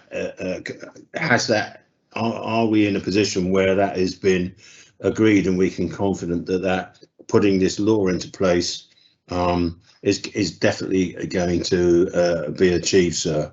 The dating is a little bit confused. I think we're talking about voluntary registration before January 23, and clearly I think there seems to be some suggestion that there will then be compulsion afterwards. Could the Minister deal with that article? But I do think, as a principle, we should have a separate vote on that part of the law. I think it's all part 4 in the law, to make it easy, sir. Thank you.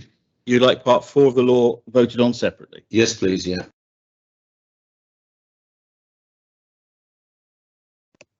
Very well. Does any other member wish to speak in second reading? Senator Valois. Yes, thank you, sir. I'm just speaking on behalf of the Corporate Services Scrutiny Panel report, which flagged a particular area within the finance law in our report, and I'm aware that members have been extremely busy with government plan, but this is something that wasn't flagged in the government plan, and so is an addition to the finances law, and it particularly refers to tax relief for interest on borrowing to purchase commercially let properties. So I just want to make members aware of what the panel actually stated in their report, so that they can determine whether they feel comfortable supporting this article. So, sir, under Article 10 of the Draft Finance 22 Budget Law, facilitated through the government plan, this relief will be provided if, in the year of assessment, all or part of the land or building concerned is let or available to let on an open market terms to a third party.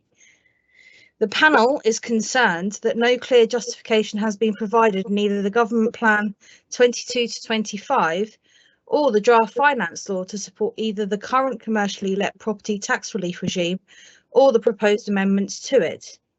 In addition, no reporting was provided during its introduction as part of the Income Tax Amendment Number 23 Jersey Law 2004, and the minutes of the respective debate on this proposition provide little insight into its justifications.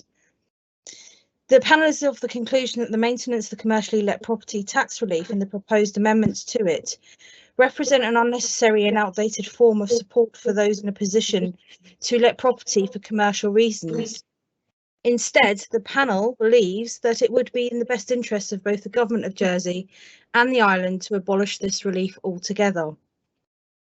The panel further understands that Article 90AA of the Income Tax Jersey Law 1961, relating to marginal income deduction in respect of interest payments on personal allowances for only or main residents, is currently being phased out, with 2025 as the final year to claim relief. The panel believes this timing represents a prudent opportunity to remove commercially let property tax relief, sir. I thought it was appropriate to inform members just in case they hadn't had the opportunity to read our report in full. Thank you, sir. Thank you very much. Senator Deputy Morell. Thank you, sir. And I was going to ask along the same lines, because I've been taken slightly by surprise by the inclusion of these interest tax relief for business loans. And I would like the Deputy, the Minister, to explain the reasons for these, how they came to be in this particular piece of legislation. And similarly with those regarding residency, they don't seem to me to be ordinarily the types of provisions that you'd have in something in a government plan in this way. And I'm seeking an explanation. Otherwise, unless she splits the articles, I'll be forced to vote against this because I don't understand why these are in here. Thank you, sir. Very much. Conor Brillard. Thank you, sir. I'm not sure if I'm a bit of ahead of myself. I wanted to talk to Articles 24, 25, 26. Maybe that's well, later. You can talk to those. You can talk to any of the articles. Right. Okay, so thank you. In that case, I shall. And really just picking up on the tobacco articles. Whilst I'm not a smoker, sir, I am cognizant that there are many residents who are hooked on tobacco and can't step out of this situation easily.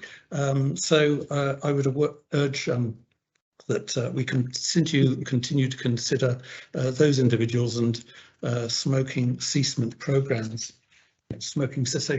I should say. In terms of much the same with regard to hydrocarbon oil, and we haven't actually given people alternatives yet.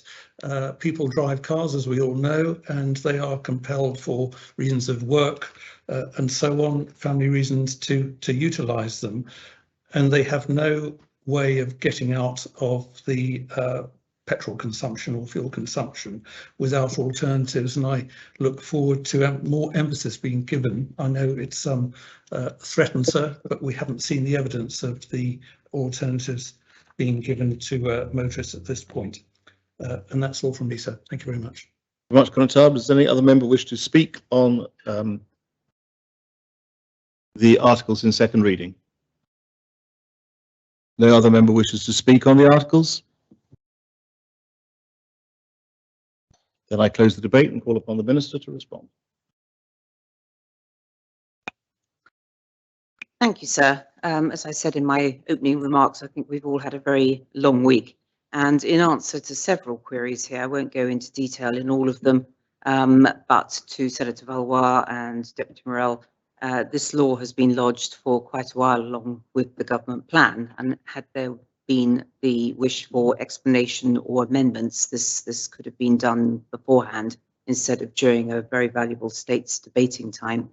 And also the latest speaker, the tobacco, that again has been amended, not tobacco, but the AMPO duties has been amended, which is agreed in the proposed finance law, Article 24 for the alcohol side of things. And again, that could have been amended had the Conatar wished to do it.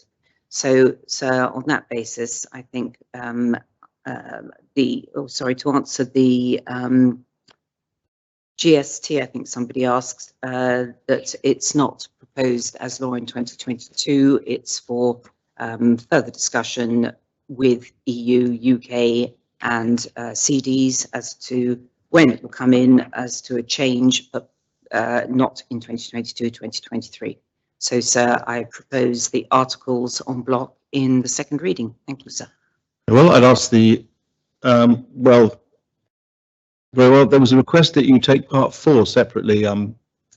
So I'm happy to withdraw that now I've had the explanation, unless anybody else wants to. No, that's absolutely fine. In which case, we'll deal with them en bloc, and I ask the greffier to put a vote into the link. Sorry? But did we not say that we were going to do 19 and 20 separately? You're entitled to ask for 19 and 20 separate. You can ask for anything separate. I just thought that's what the minister said originally. Sorry, sir. No. Well, the minister most recently has said she's going to take them en bloc, which she can. Okay, thanks. Sorry? Yes. Minister, what's the... At the moment, there's no request from any member that I can to take any particular article separately, given that Deputy Young has withdrawn his request for part 4 to be taken separately.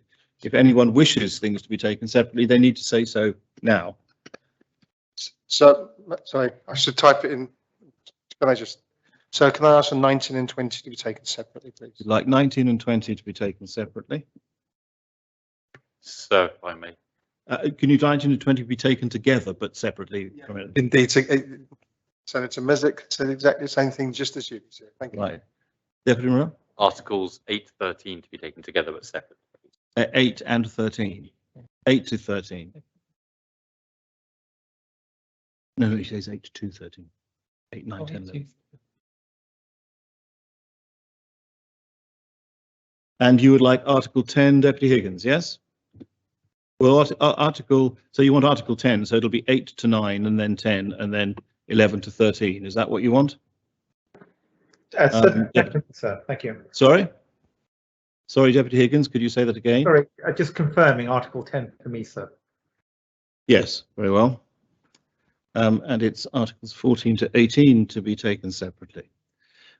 Very well. Well, then the first vote is on Articles 1 to 7.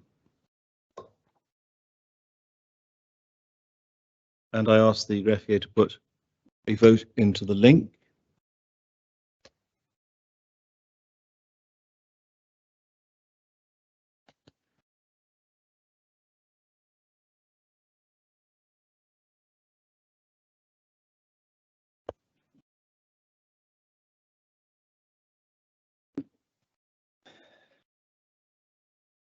I open the voting and ask members to vote.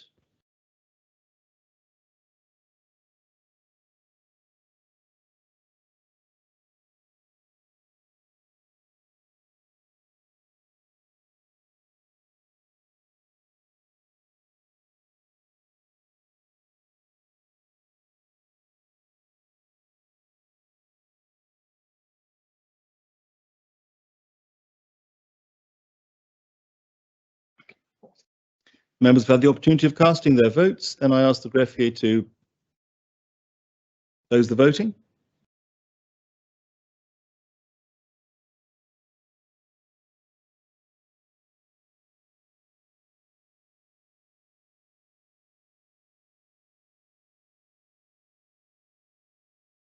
The Articles 1 to 7 have been adopted. 35 votes for, 5 votes contrary, no abstentions in the link, and a further 5 votes for in the chat. We now do Articles 8 and 9.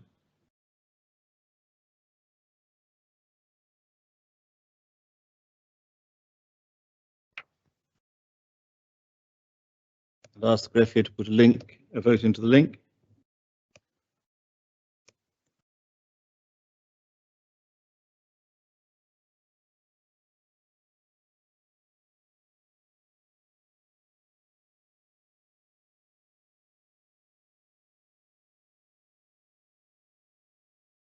I open the voting and ask members to vote.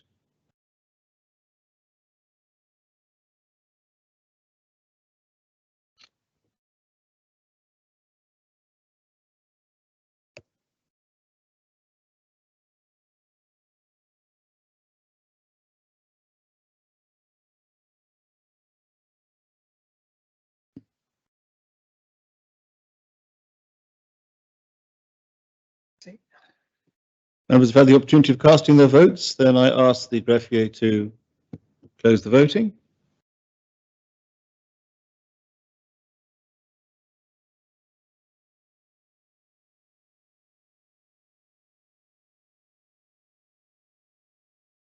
Articles 8 and 9 have been adopted, 32 votes pour, 8 votes contre, no abstentions in the link, further 3 votes pour and 2 votes contre in the chat.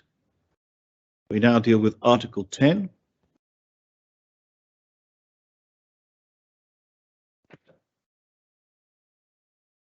Allowing the greffier an opportunity to catch his breath, asking him to place a vote into the link.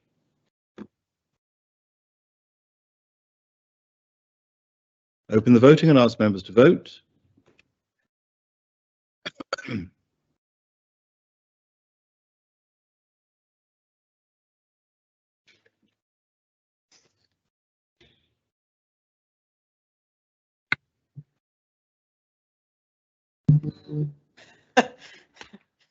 Sir, can I register a contra vote, please? My computer's crashed. Yes, indeed, Deputy Hegra. Again. 36. If members have had the opportunity of casting their votes, then I ask the greffier to close the voting.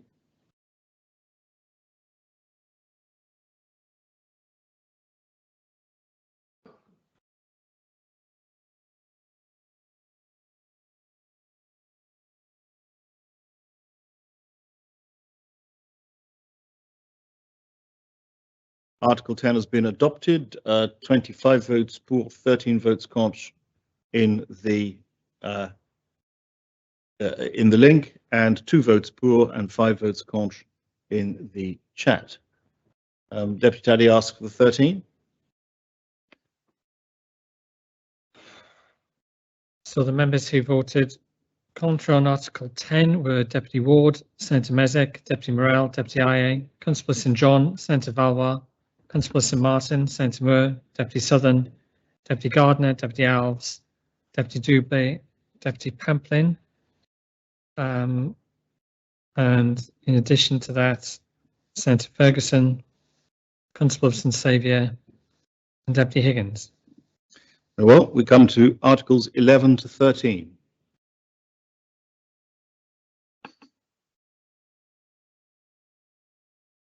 I ask the greffier to post a link into the chat.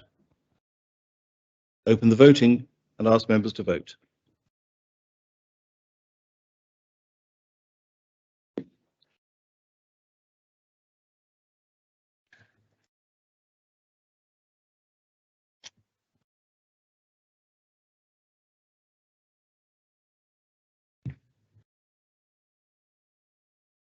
Sir, can I also again do a verbal vote of contra as I'm rebooting my system? Thank you. Indeed.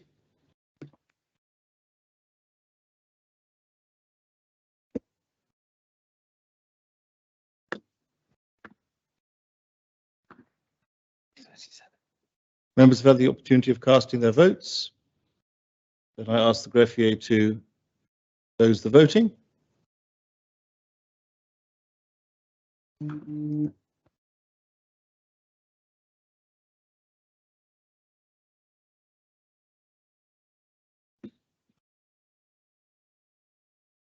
Articles 11 to 13 have been adopted, 28 votes pour, 9 votes contre, no abstentions in the link, and a further 4 votes pour and 3 votes contre in the chat. We come now to vote on Articles 14 to 18.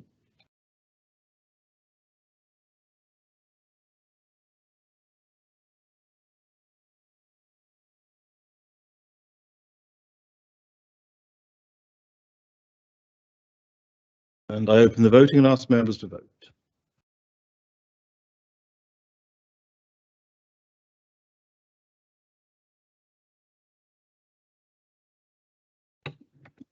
So again, can I have an oral vote 14 to 18 contra, please?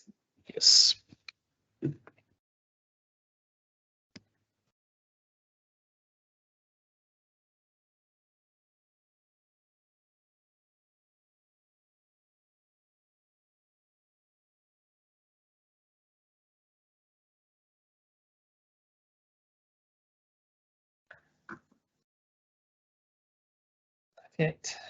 Members have had the opportunity of casting their votes. Then I ask the greffier to close the voting.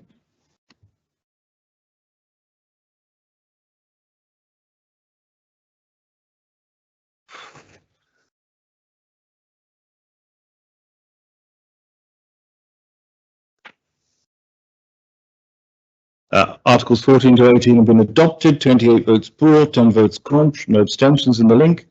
A further 3 votes for and 3 votes contra in the chat. We now move to Articles 19 and 20.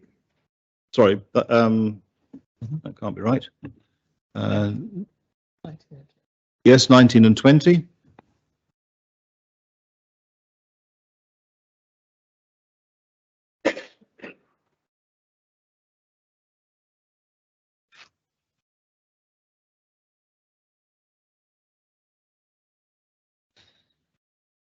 And I open the voting and ask members to vote.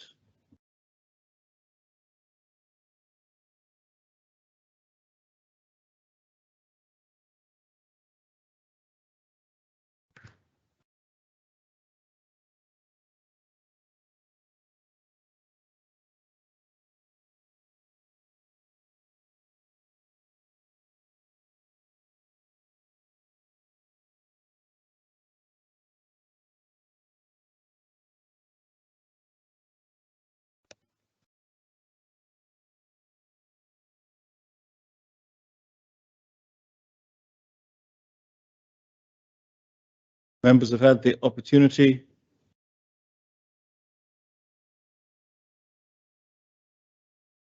to cast their votes. And I ask the Secretary to close the voting.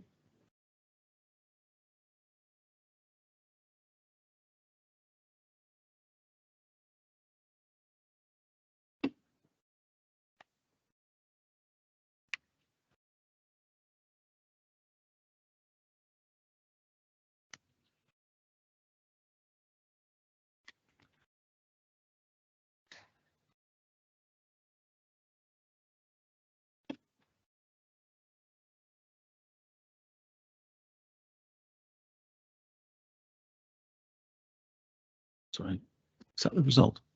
Is that the result? The Articles 19 to 20 have been adopted, 39 votes for, no votes contra, no abstentions in the link, and a further 3 votes for and 2 votes contra in the chat. We can now deal with the rest of the matters as parts, and therefore the next vote is on part 3.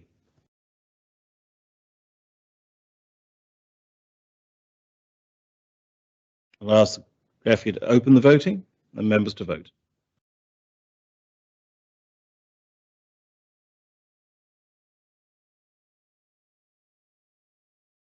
Part 3 is Articles 21 through to 27.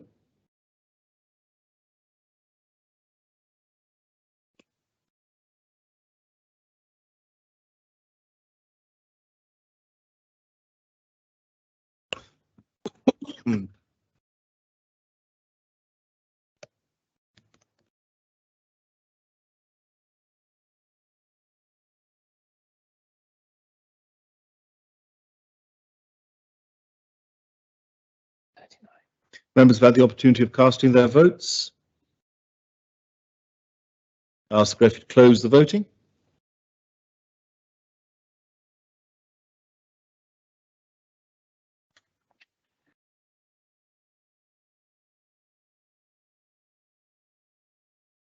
Part 3 has been adopted, 35 votes for, 6 votes contra, no abstentions in the link, and a further 5 votes for in the chat. We now vote on Part 4.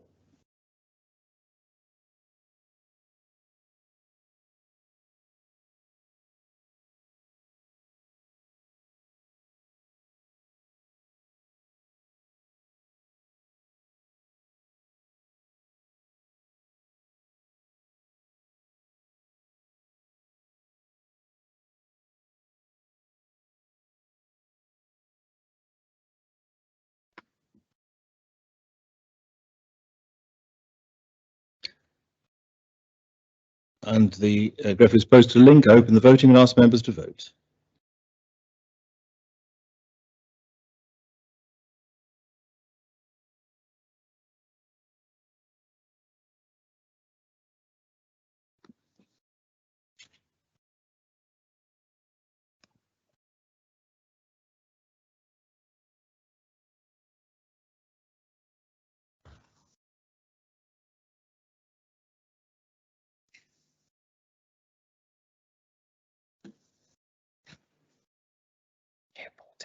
Members have had the opportunity of casting their votes. Ask the Secretary to close the voting.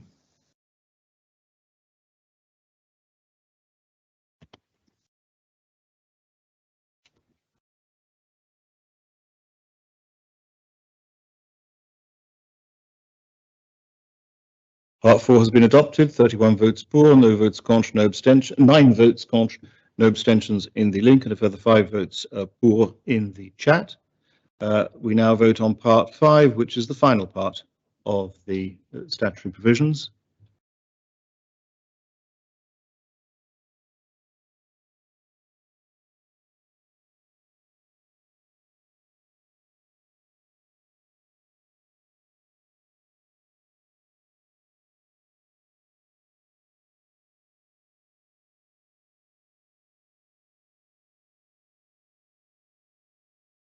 I open the voting and ask members to vote.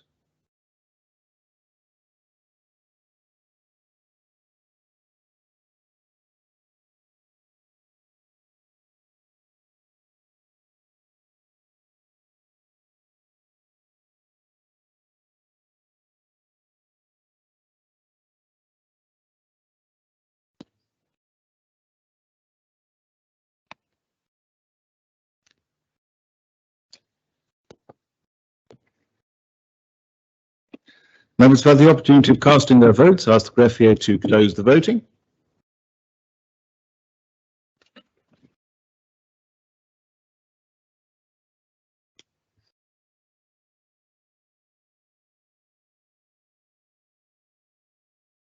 The final part has been adopted, 35 votes for, 4 votes contra, no abstentions in the link, and a further 4 votes for in the chat.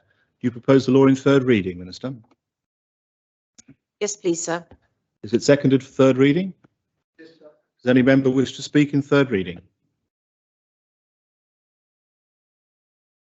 Senator Moore.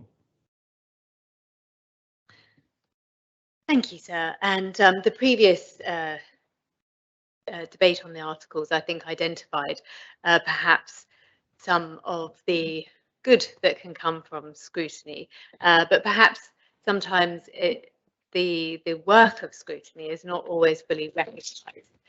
It was unfortunate that the Minister, when questioned about the articles, sought to suggest that we had all had ample opportunity to raise points and to suggest that we had not at any point done so in the articles that were brought under question, because of course scrutiny panels have been quite across the government plan, and I would like to pay tribute to all panel members who and their team. The officers have particularly worked extremely hard to produce reports with great depth and consideration in a shorter than normal time frame.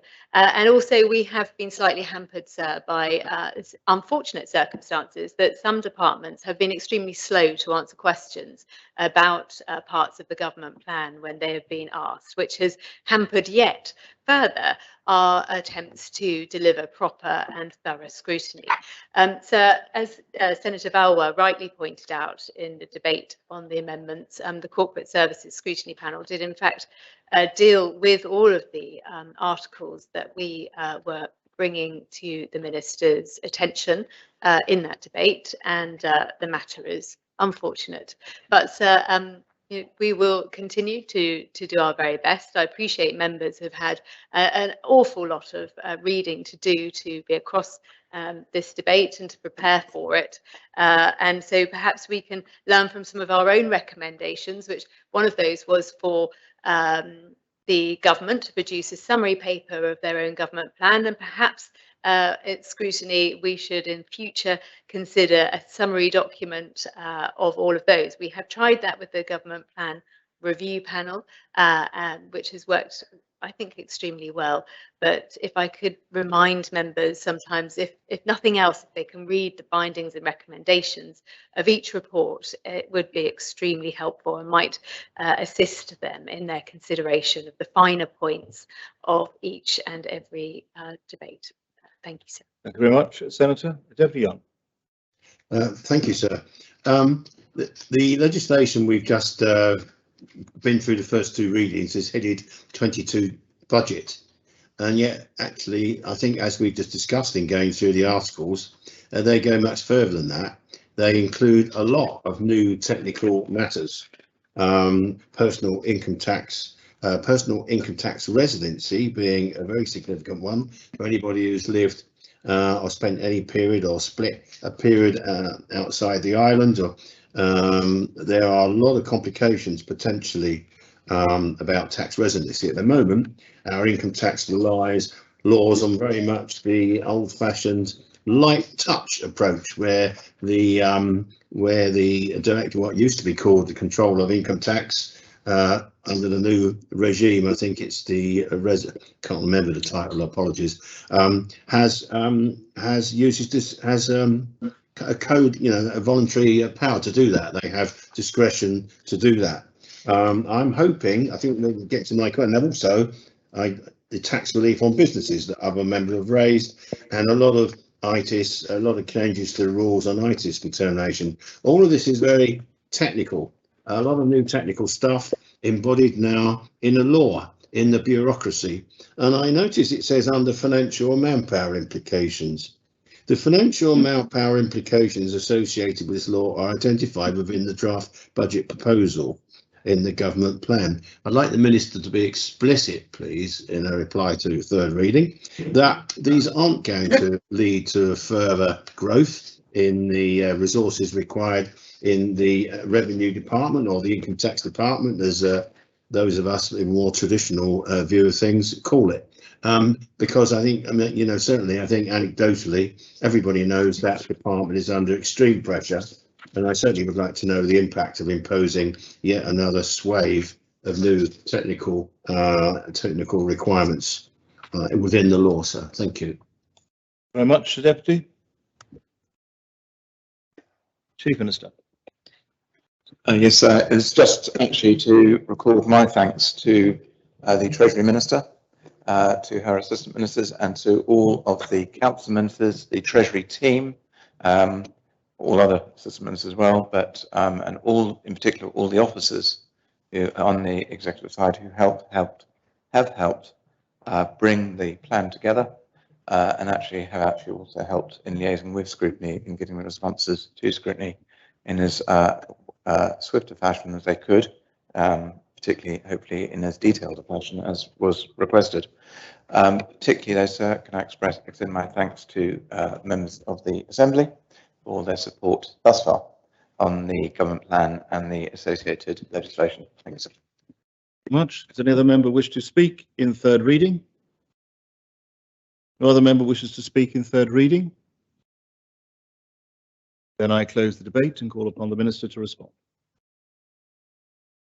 Thank you, sir, and to thank the Chair of the Government Plan Review Panel and for their help and their considered responses to our propositions for the plan.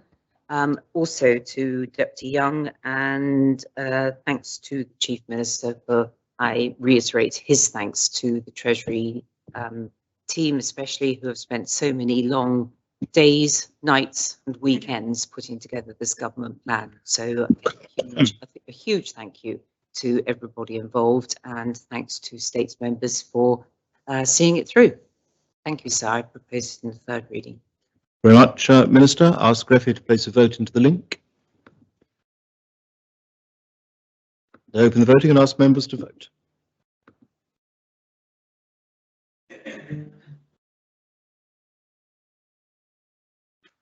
Sir, my computer doesn't like this side of the assembly. It's crashed again. Can I vote for, please? You'd like to vote pour? Right. Yes. Well, I'll record a pour vote for you then.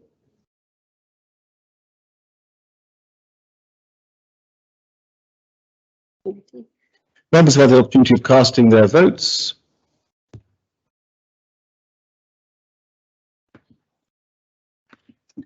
Then I ask the greffier to close the voting.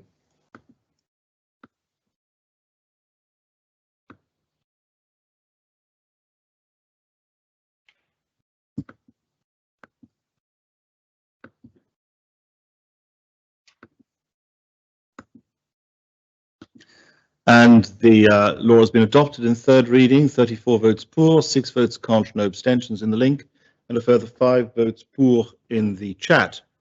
The next and final item of legislative business before the Assembly is the draft act declaring that the Finance 2022 Budget Jersey Law has immediate effect, and that is lodged by the Minister for Treasury and Resources. The main respondent is again the chair of the Corporate Services Scrutiny Panel, and I ask the greffier to read the citation. Sorry. Do not have the citation with me.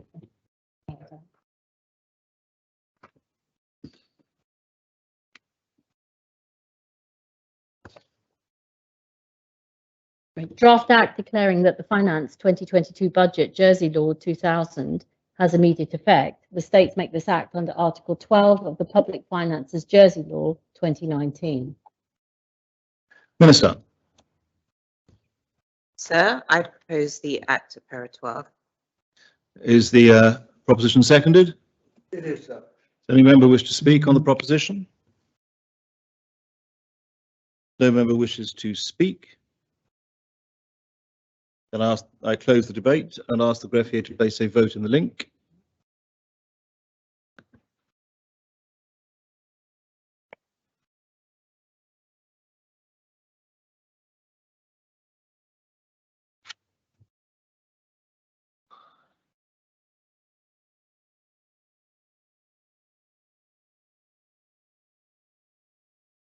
Apologies.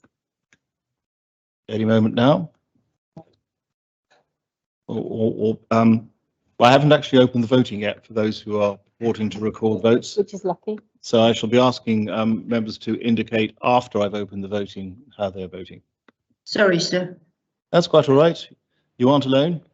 I open the voting and ask members to vote.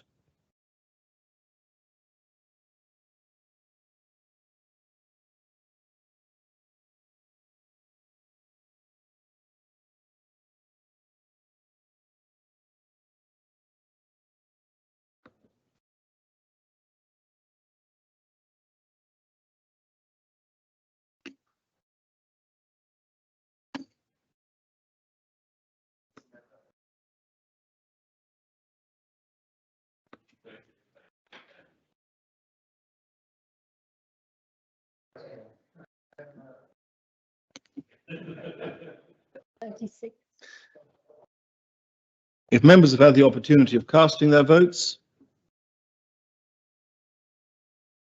then I ask the greffier to close the voting.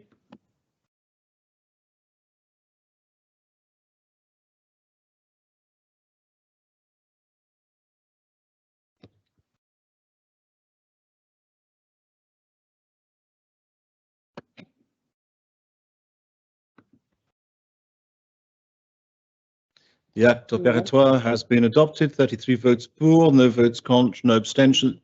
Deputy, if I'm speaking, could you please not?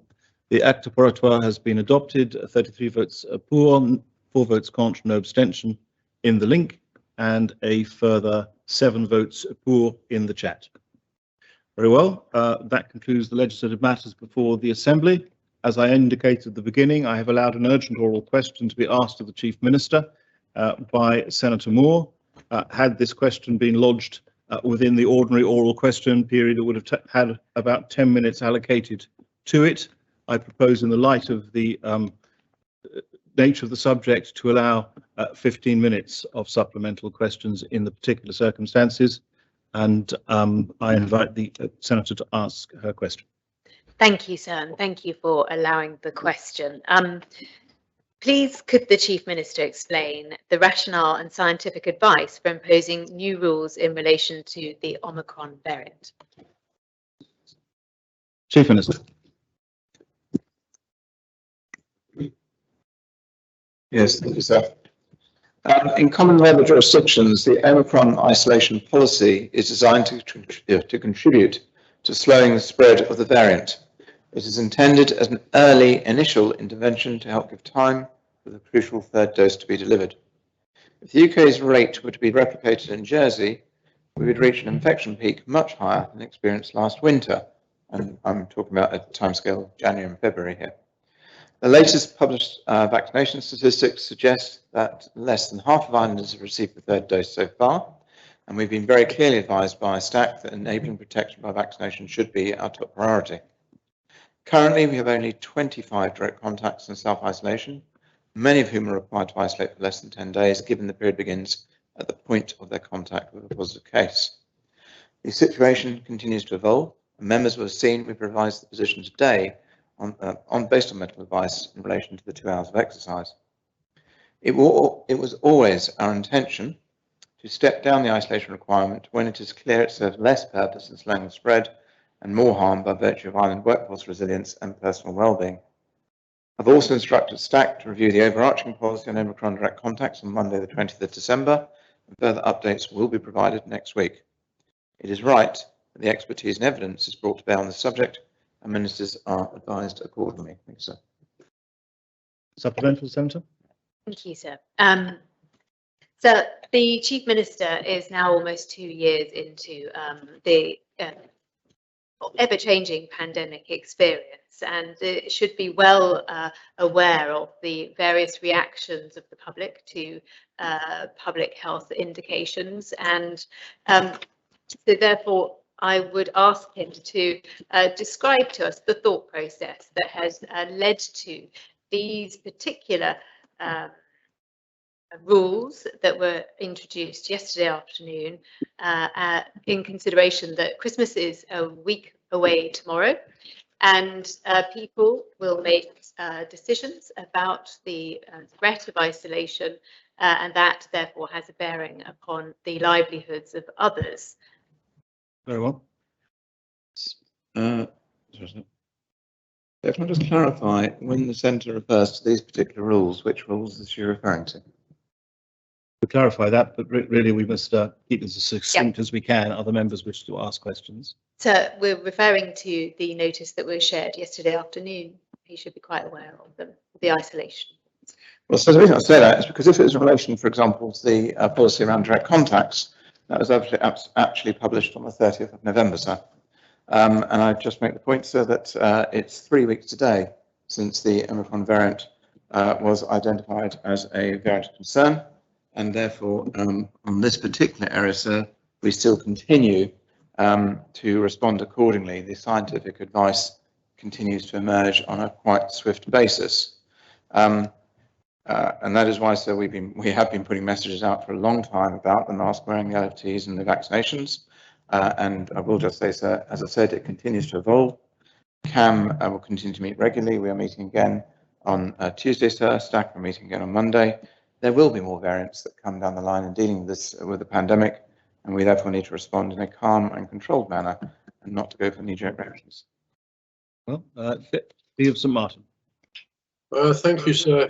As just mentioned yesterday afternoon at 4 o'clock, we were told and confirmed that our Omicron variant was in Jersey and the isolation rules that would apply. But on Wednesday afternoon, some 24 hours earlier, Deputy Pamplin had asked an urgent oral question of the Chief Minister about the planning to prepare for and deal with the surge of Omicron infections. Can the Chief Minister assure the Assembly that on Wednesday afternoon he did not know that Omicron was present in Jersey and he did not know the isolation rules that would apply? So on the first part, I can absolutely assure the Deputy that we had not been told categorically, we had not been told of any cases in the island. You will recall this, members will recall that I think in my statement to the Assembly, one of our responses to it, we said it was very likely that there were cases on the island, but at that point we'd not been notified. So that is absolutely the case. As I said, sir, in relation to the direct contact scenario, so that was announced on the 30th of November and was in the press release of that date and was in the press conference, sir. Supplemental, Deputy? No, thank you, sir. Lots of other questions to get through. Thank you, Deputy Gardner. Thank you, sir. It has been announced that direct contacts of Omicron positive case need to isolate 10 days. We know that the UK recorded the highest ever daily number of positive cases. I understand that we cannot test Omicron on arrival, but we can test if person is positive or negative with COVID.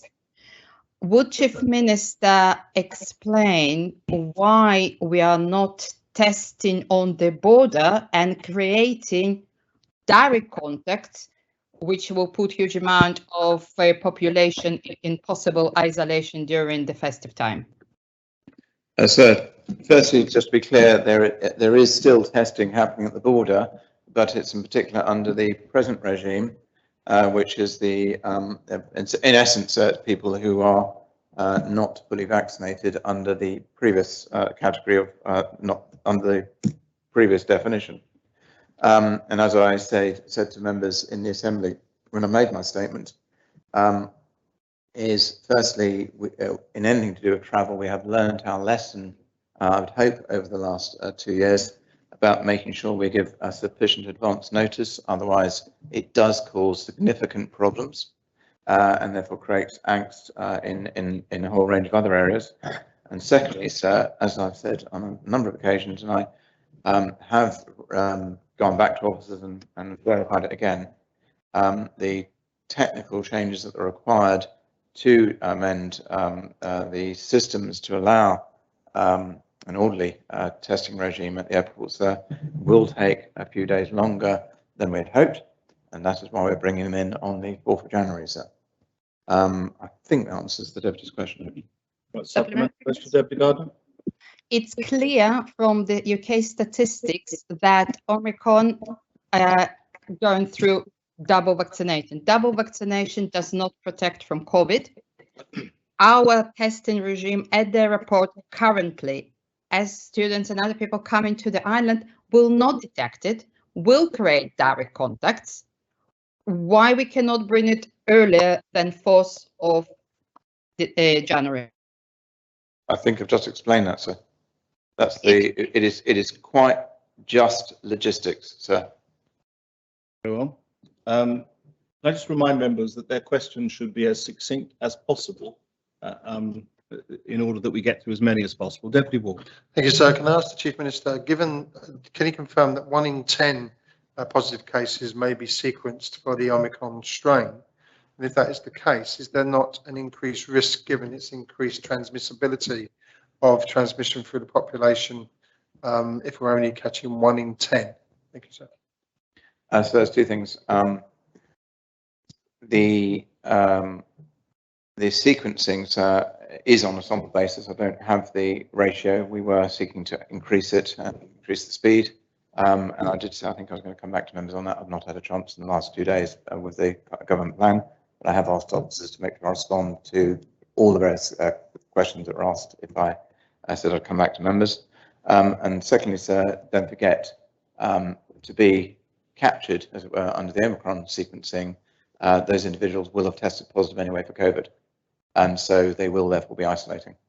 And that's 100% of those who test positive will be isolating, if that makes sense. Supplemental question? Yes, I think it's the direct contacts. Given the direct contacts of Omicron, is there not that additional variable? Does not that increase risk? Is there an issue around that, sir? Well, there's two sides to that, sir. So bear in mind that one of the issues that's coming out as well is the fact of the regime being too stringent, actually, and the consequences that has in other contexts, including mental health. So, as I said, we put those measures in place. As I said, it was in advance of Omicron being detected on the island formally, and therefore was an initial measure. And in fact, that is consistent with what I believe the UK did, and then subsequently the UK has released those measures over the short period of time. The intention, therefore, is just to try and slow that initial spread. Once it is in the community, it's no question it will spread. The scientific, what we are also in the position of wishing to assess is obviously the scientific evidence isn't quite bedded down yet. We know it's transmissible, but it then comes down to what are the consequences. So we are adopting a precautionary approach. It does keep the evidence is coming forward every day. And as I said, we rely on, from that perspective, on STAC, and STAC will be meeting on Monday again. I think I've answered the questions there, so. You kind to answer them, John? Thank you, sir. Could lateral flow tests be introduced in the short term at the airport, or at the very least offer arriving passengers lateral flow test kits? Thank you. So I think I did answer that same question on Wednesday. I think my response is the same, but I do agree, Sir. I apologise. I can't remember if officers have picked up on it. Yes, I'm certainly looking into getting the tests up there. But obviously, lateral flow tests are available to anybody coming onto the island anyway.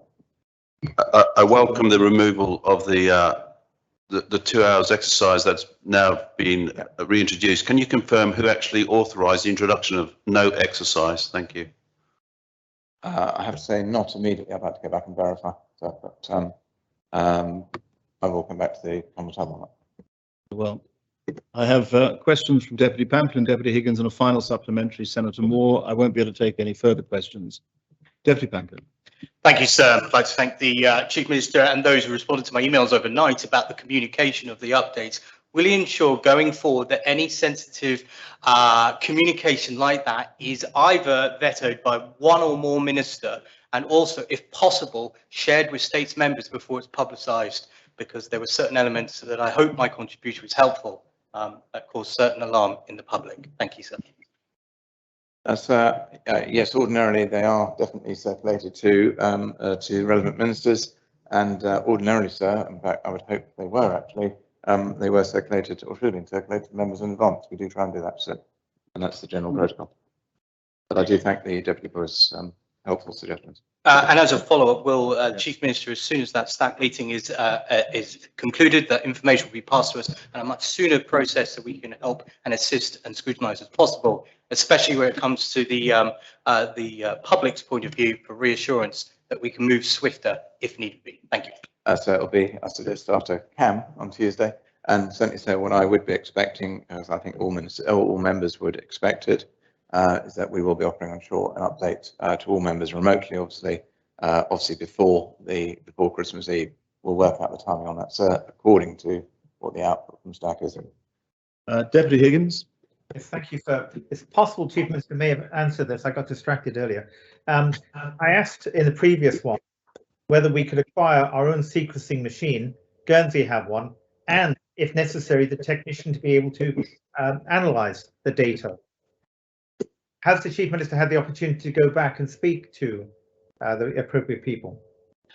Sir, not directly. I had asked officers to make sure that any questions that I hadn't been able to answer in that statement, sir, or that I'd go away and look at, that somebody did a wrap up to make sure I hadn't missed anything, or sorry, that nothing had been missed. I'm assuming that has been done. And as I said, sir, I will be reverting now that we are pretty well out. Now that we're out of the government plan, I can then turn my full attention to this, sir. Okay, thank you. And can I just ask again, the importance of this is the fact that there are going to be other viruses, other non-Omicron, which could be much worse. Thank you, sir. So I think the important thing here is I did say this, I think, earlier on. This is not going to be, was obviously not the first variant. It will not be the last. And therefore, the important thing, sir, is that we tackle this calmly, in a considerate way, and based on the advice that we receive. So we don't do knee-jerk reactions. We do move swiftly if we have to. And we always look at the context we are in, operating in Jersey, and not in the other jurisdictions, although we do try and learn from the other jurisdictions and their reactions. But at the moment, so the view is it's more appropriate to dial down the restrictions on the 25 people who are direct contacts in this instance, rather than inflicting them too much more on the other 100,000 people, sir. And that's always the balance risks that we have to take account of, sir, in dealing all the way through this pandemic. Final supplementary, Senator Moore. Thank you, sir. The Deputy Chief Minister has this afternoon written to the hospitality industry, and I think his letter has been circulated wider, to reassure that industry that support will be put in place, but also to reassure the public that the isolation requirements for Omicron cases is likely to be lifted in the early part of next week. Will the Chief Minister reassure members of the public and the hospitality industry that those restrictions will be lifted in the early part of next week? What I can say, sir, is that we have asked STAC to consider the matter and they will come back to us after Monday.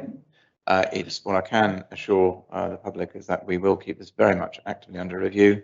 The whole principle was about slowing the early stage of the variant, and it's at what point we therefore consider that the balance of harms is better to lift the restrictions versus maintain them. I do make the point, as I said, those restrictions were announced on the 30th of November, and it is today 3 weeks today since the World Health Organization declared this as a variant of concern. But we do want to do it calmly. We do want to keep it in proportion to the Jersey context. And as we said, sir, and I think Centre Department has acted absolutely appropriately, but we have all had this in mind. I think I made it in the statement again earlier this week, that if business support is required, it will certainly be given, sir. Thanks. Thank you very much. That ends the question to the Chief Minister. We now come to that traditional time of year. Senator Gorst. Thank you, sir. And is that at the end?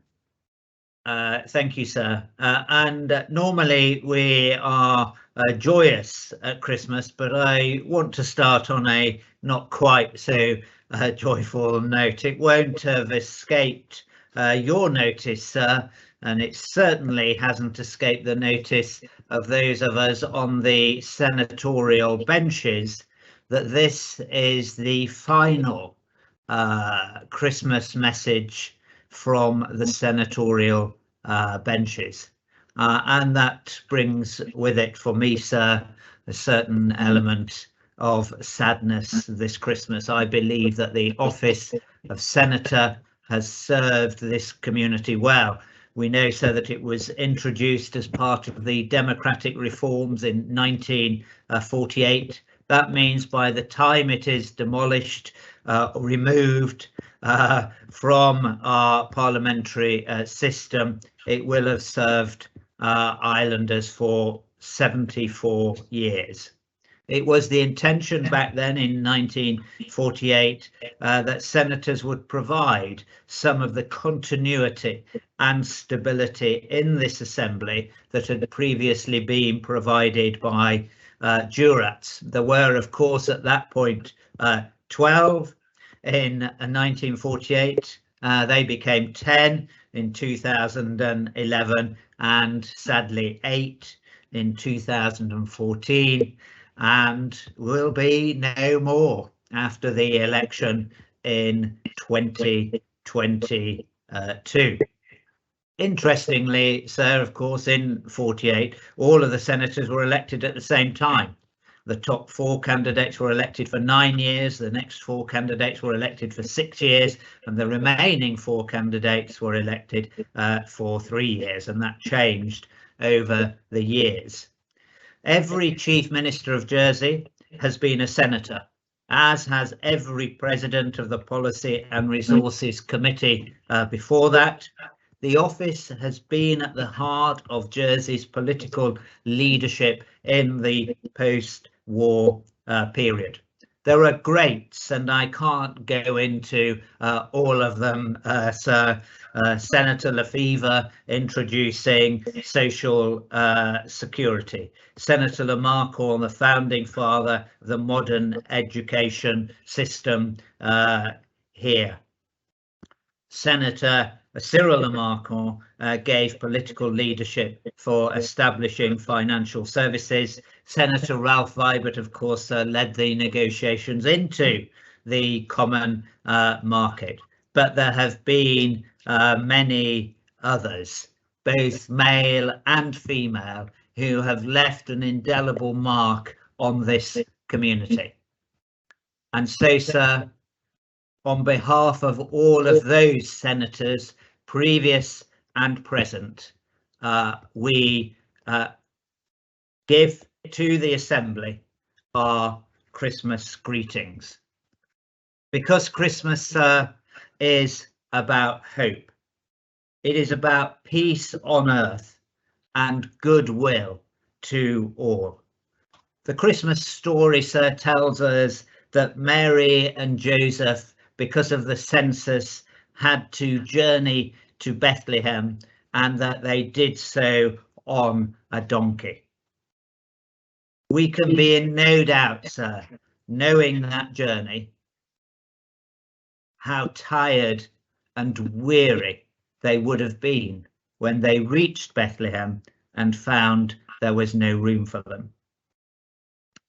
And as we reach the end of this year, sir, I think that we all recognise that as individuals, as families, and as a community, we are tired and weary.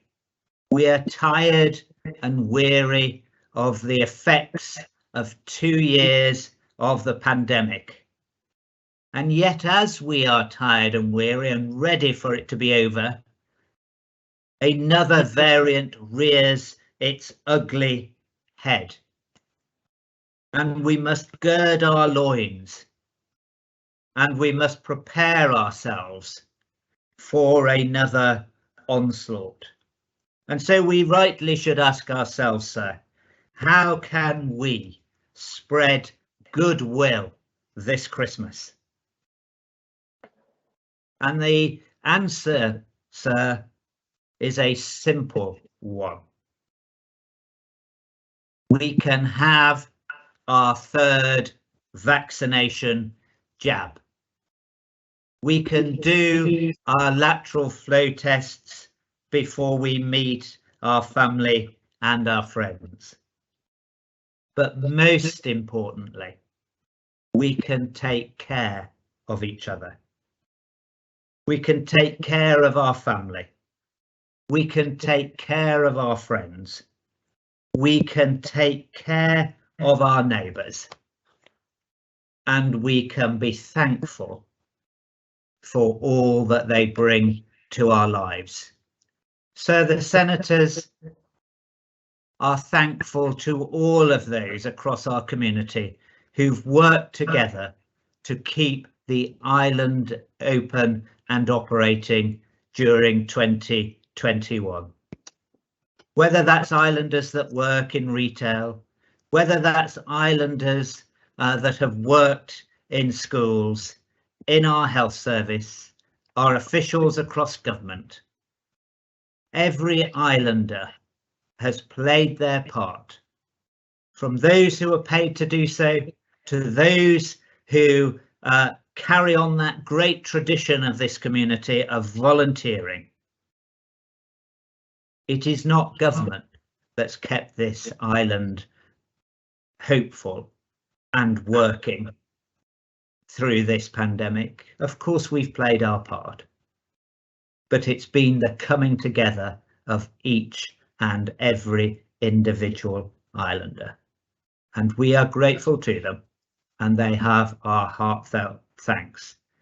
And so, sir, I wish you and your family and all in your chambers a very, very happy Christmas. To His Excellency and Lady Dalton, to the Dean and Mrs. Curl, to the greffier, his family, and all who work in the Greff office, to the law officers, the Attorney General, the Solicitor General, and all of their families. We wish a happy Christmas.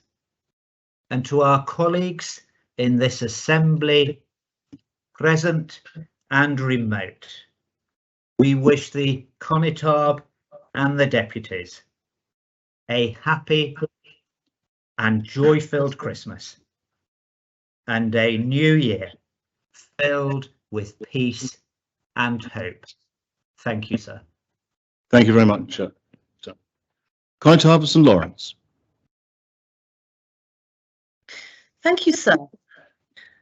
Sir, it is some years since a Madame Conitard had the privilege of presenting the compliments of the season to all states members. In fact, sir, that was in the last century. In case members are wondering, I'm following in the footsteps of Madame Connétable Iris Lefevre, who was also Connétable de Saint-Laurent and who last conveyed greetings as chairman of the Comité des Connétables in December 1999. In those days, what perhaps some may now consider to be the good old days, the proceedings of the States Assembly were recorded in the minutes, but there was no Hansard. I cannot then refer back to what was actually said, but I can guarantee that there would have been no mention of COVID-19. And also at that time, of course, there was certainly no broadcasting of this Assembly's meetings. Much else has changed in the intervening years, and I will start with the Comité des Connétables. Since the election date for the Connétables was brought into line in 2008, when all Connétables were elected on the same day, I think there has only been one other occasion of a new Connétable joining mid-term. That was in 2013, but exceptionally, we end this year with two new faces amongst our number. The Connétable of St. John joined us in April, followed in late July by the Connétable of St. Clement.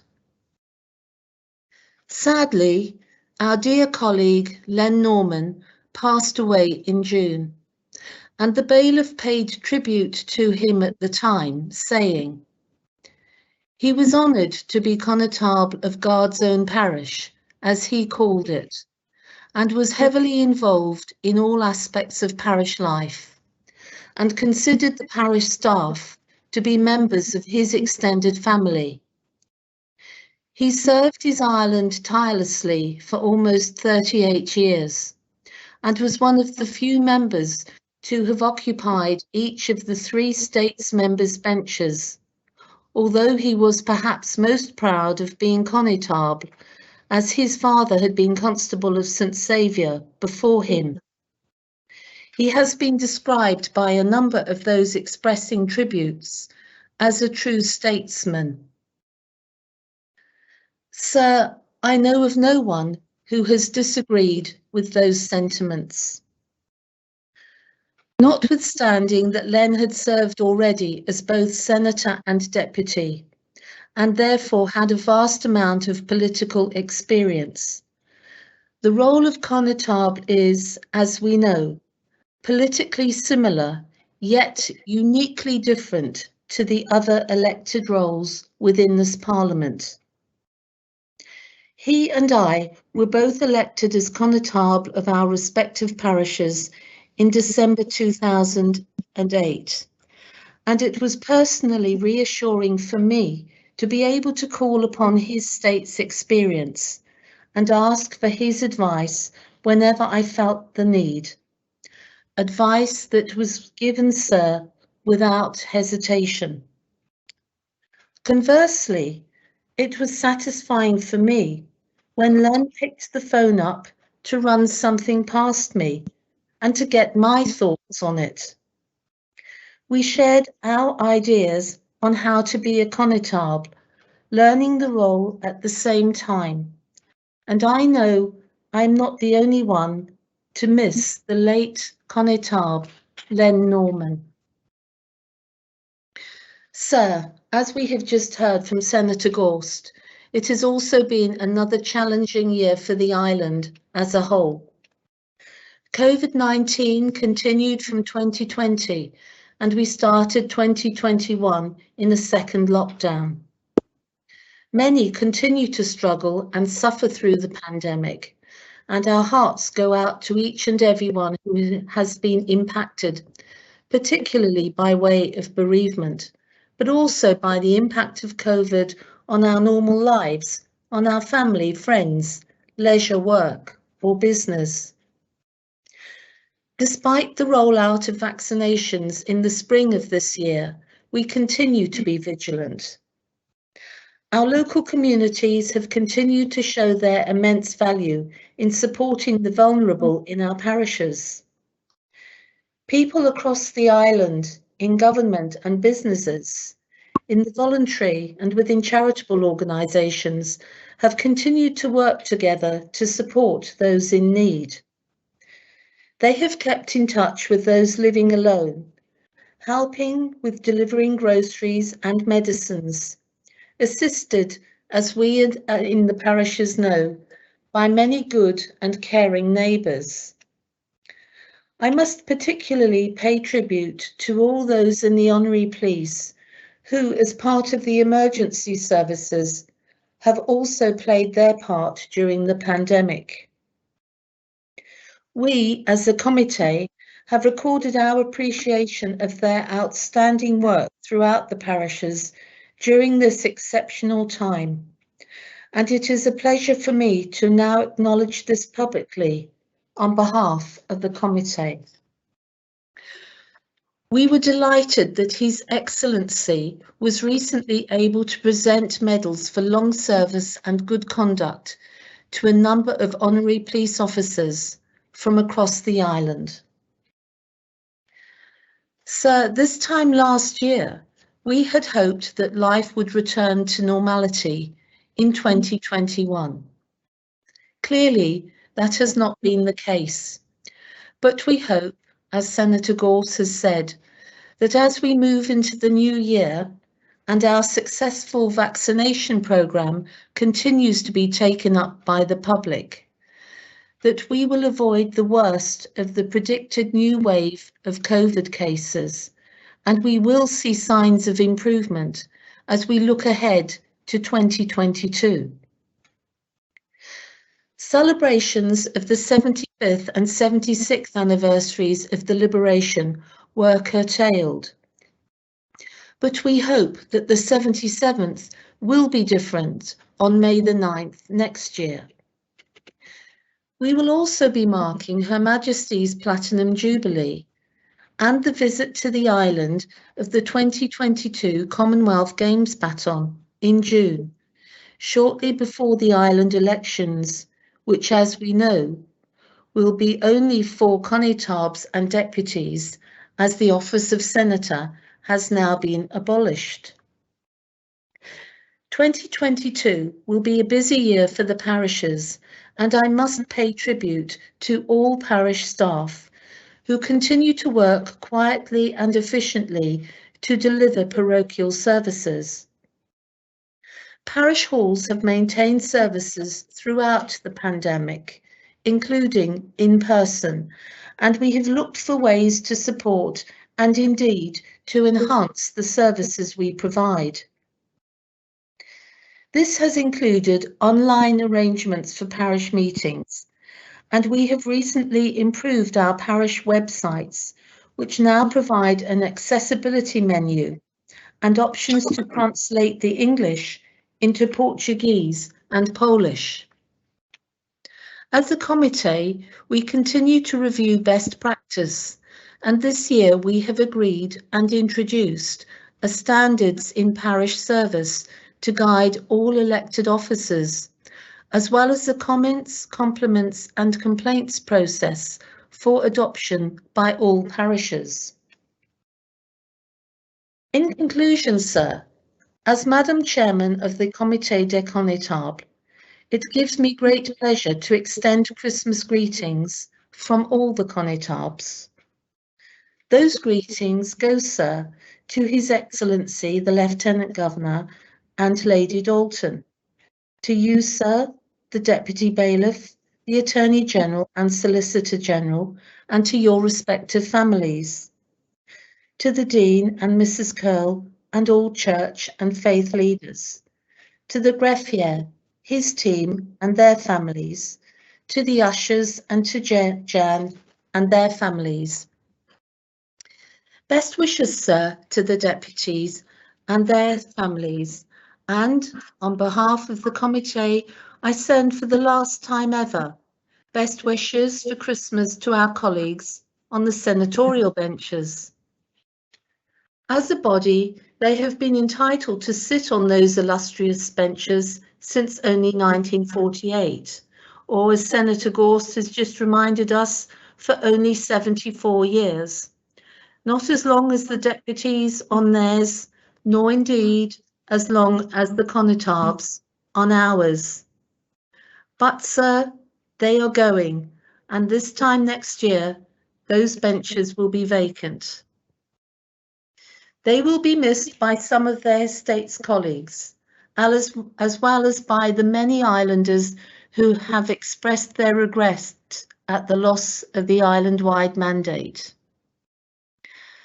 And it is to all islanders, sir, that I address my closing words, as I thank them for keeping our island running in 2021. And to whom I send warmest greetings for Christmas and best wishes for 2022 from the 12 parish Connétabs. Thank you, sir. Thank you very much, Connétable. Deputy Martin. Thank you, sir, and it's really a pleasure to start where the Constable of St Lawrence finished. It is about the islanders. What have they done over the last, well, it's now coming up for 2 years, unfortunately, but they have been absolutely fantastic. Myself and the Deputy Grouville, and we worked very closely with the Constable of St Lawrence, set up the community task force. I think within hours we had 2,000 volunteers. We just couldn't find enough of them to do. Our teachers, you know, we are. Perhaps we didn't get everything right, but I didn't realise until someone said yesterday that we have literally been able to keep our schools open. And that's so for parents, but for the children, mixing with their, you know, the children their own age, they've just loved it. Again, the people that are out there, and they are low paid workers, kept our supermarkets open, kept our, you know, kept deliveries, kept everything. And then when we were, whoever got COVID or was ever ill, there's our health workers. But then at the same time, we have to remember people were suffering from mental health and people were having life-saving chemo, having to go off. We managed to keep that through Southampton. So I can't thank enough all the people, and there are the people of Jersey. And so I think that's what really upsets me when I hear that, you know, everybody wants to leave. You know, it's such a beautiful island to live. It's not what it was 37 years when I came here with a 5-year-old. I was made welcome. I knew the rules. I knew, you know, I didn't get this, I didn't get that, but I was welcomed and I would never want to go back. It is what it is. I absolutely love it, sir.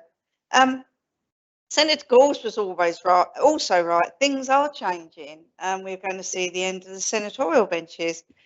I've voted for this and I've not voted for it, sir. I think we might end up like Guernsey. It might go away for a few years and like Arnie, I'll be back. But it's one of those, people are upset. It just makes it much more democratic and much more, 3 didn't work. But we will see. We will see. And I say party politics. I'm not going to talk about the party that I'm in. I do not have to answer to Senator Mesic to say anything like that. But I will say, I'll put out a little warning. I know every party and other states members want to see a much more diverse assembly, young women, different ethnicities. What you don't do, you don't bully them and you don't put things on social media about them because it really doesn't help your cause. It does not help your cause at all. And the last year or two, I've lost conversations. I've worked so closely with Deputy Montfort Tadier. I don't know the other 3 members of Reform so well. Worked with them over the years. Well, never ever agreed. Have been asked to join one of the party. It wasn't called, I don't think, Reform then, but I held back. That was never quite signing up to everything. But we do need to work together. We do need to get to know each other. We need to do things and not do things that just makes the job harder. It's not, you know, the social media can ruin ruin you overnight, and everybody believes it. It's just not good, sir.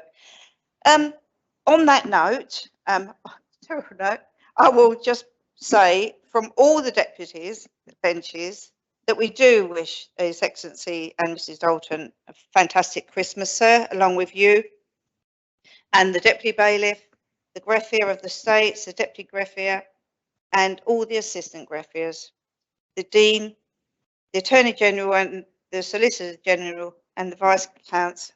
I have to write this down because I always forget somebody, sir, and their staff, the ushers and all the State's Gref, and the ones behind the scenes. The people have actually kept this going with 1 foot in and 1 foot out. I've been doing the karaoke, am I in, am I out? So bring your computer, don't bring your computer, but sir, the staff have managed it brilliantly. And most people think we're all here together, even with your little app now, you can put behind, it's got the State's picture on it. So I'm like, is he really there or is he not? You know, he's behind me. And, you know, all brilliant.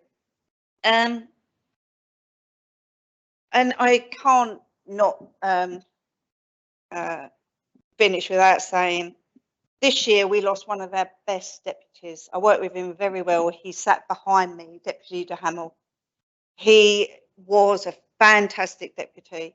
And again, somebody came along then and thought, you know, I can do a better job. Didn't like the job much, but we lost the deputy, and then sadly we actually lost him this year and his family. My thoughts go out to his family. They are lovely, lovely family, and he was a lovely, lovely man. And environmentally, he was 30 years ahead of his time. He was brilliant. So I couldn't finish without saying that, sir. So it is a very, very Merry Christmas from all the deputies' benches to all the islanders, the senators who will sadly be going, but some of them will be back in some form or the other, and all the constables. Thank you very much. Senator Gorst, Connétable, St Lawrence, Deputy Martin, everybody here and remote. Thank you very much indeed for your kind words and collective good wishes, and I'm very happy indeed to have this chance to reciprocate them in the traditional way. Challenge with being the fourth speaker is that everything pretty well has been said, but even so, it's not possible to allow Christmas greetings to pass without reflecting just a tiny bit on the last 12 months. I'm not going to speak for any great length at all, and members will be pleased to hear that at this time of night on a Friday. But this has been an arduous week at the end of, from the Assembly's point of view, an arduous year. Our lives and our presence in this chamber have still to a very considerable extent been dictated by the vagaries of the pandemic and our necessary response to it. All our fellow islanders have been affected, and while some restrictions have been until now eased and our freedoms have increased, nonetheless we all have had to be careful and indeed must continue to be. We are now facing another challenge in the form of the Omicron variant, and our understanding of this variant is not yet complete enough to form other than relatively cautious judgments. You have heard only this week and again today from the Chief Minister about the consideration that's been given to the protection of our citizens at this time. One of the advantages of having the Assembly broadcast is that it allows me to say that I appreciate the challenges that islanders have faced over the last 12 months. And even though things have been significantly better perhaps than they were a year before, nonetheless they've not been without their difficulties. And we must assume that that will continue for a while at least, as we learn to live with this new variant and continue to learn to live with COVID more generally. But I'm absolutely confident that the Jersey people will do what is necessary to keep themselves and each other safe. We have not shied away from doing those things up to now, and we will not do other than to continue to do what is right for ourselves, our loved ones, and our fellow citizens. And I'd like to take this opportunity to echo, if I may, the gratitude of those who have worked so hard and continue to work so hard and will unstintingly work so hard over many months to keep us safe, to keep our island functioning. to do those things which are necessary, both generally and particularly at this time of year, which is so important to us. But although COVID has occupied much of our bandwidth, if I may put it that way, this Assembly has also grappled with important issues. It has quite literally dealt with matters of life and death. And as I said at the time, brought what I feel to be members' best reflective selves to that debate. Members approached it in a different way from each other, but that is part of the richness of this Assembly. People do think in different ways, and by listening to all of the ideas that people put forward, from the unique perspective that each of us has, we will reach the best decisions that reflect the nature of the island that you represent. You don't need me to remark upon the tough week that we've just experienced and how challenging it has been, or the other debates that the Assembly has had in recent weeks. I'm sure as we move into the last months of this Assembly, the work will continue to be tough and will only get tougher, so a rest at this time of year is very strongly indicated. But by and large, the debates in this Assembly have been conducted with good grace and good humour, and when those things have occasionally slipped, they have been quickly recovered. Now, I've spoken a little bit about hard work, but both I and all of the members of this Assembly have relied upon the greffier and his team. That we could function at all is entirely down to them and their collective commitment and dedication. I would like, therefore, to pay a tribute to the enormous contribution to the work of the Assembly made by the greffier, the deputy greffier, and their team this year.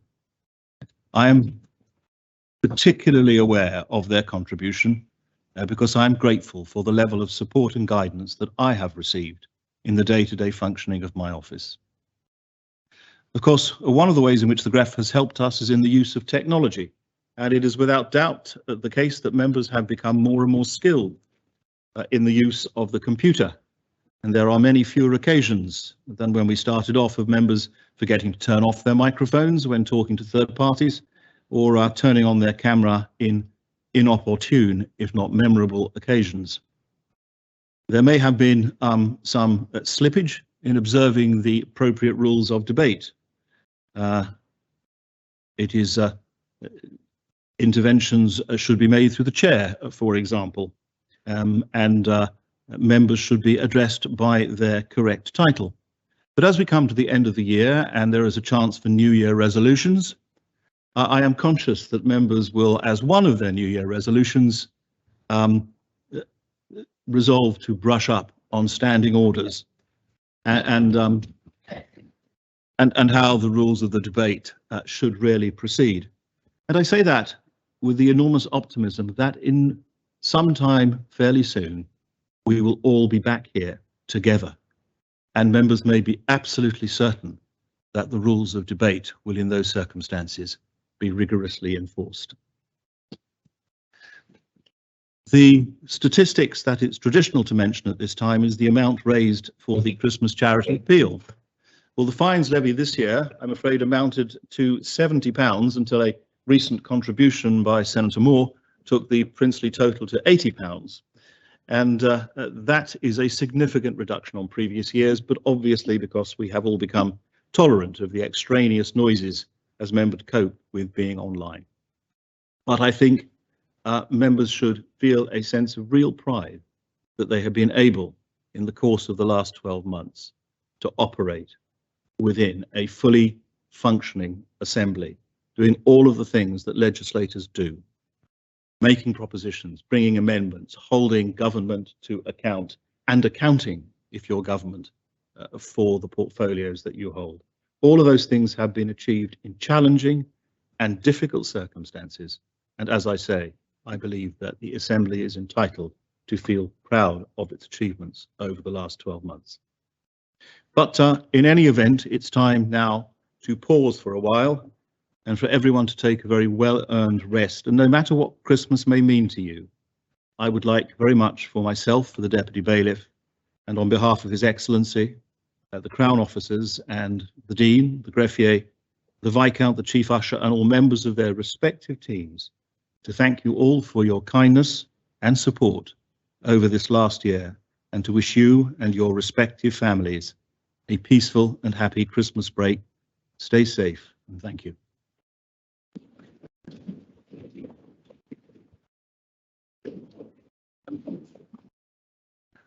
Now I call upon the Chair of PPC to propose the arrangements for future business. Deputy Alves. Thank you, sir. There's been one change to the arrangement of public business for the next sitting since the consolidated order paper was published, and that is the debate on the draft Children and Young People Law, which has been moved to the meeting on the 8th of February. I also believe that the Minister for the Environment will be proposing to move P76 to a later sitting as well. There are a number of items listed for the next sitting on the 18th of January, a lot of which is legislation, so it's hard to tell exactly how much time will be needed, but I would expect us to sit until the end of Wednesday at least. So with that, sir, I propose the arrangement of public business for future meetings. Well, does any member wish to speak on the arrangements for future business? Could I remind members that the next meeting of the Assembly is in the new year and therefore starts with the traditional church service? Very well. Deputy Young. Thank you, sir. Just to confirm that I have given notice and written to the scrutiny panel and to the Greffier that I shall be asking for the debate, which was originally scheduled at the next sitting on the Planning and Building Law Amendment number 8, to move that to later on, potentially into April. The reason is there's work to be done for the scrutiny panel. So I want to give notice to members of that, please. Thank you. Thank you very much, Deputy. Well, if there's no other comments on public business, I will take it that the arrangements for public business are approved, and the Assembly accordingly stands adjourned until Tuesday, the 18th of January. Thank you, sir. Happy Christmas, everybody.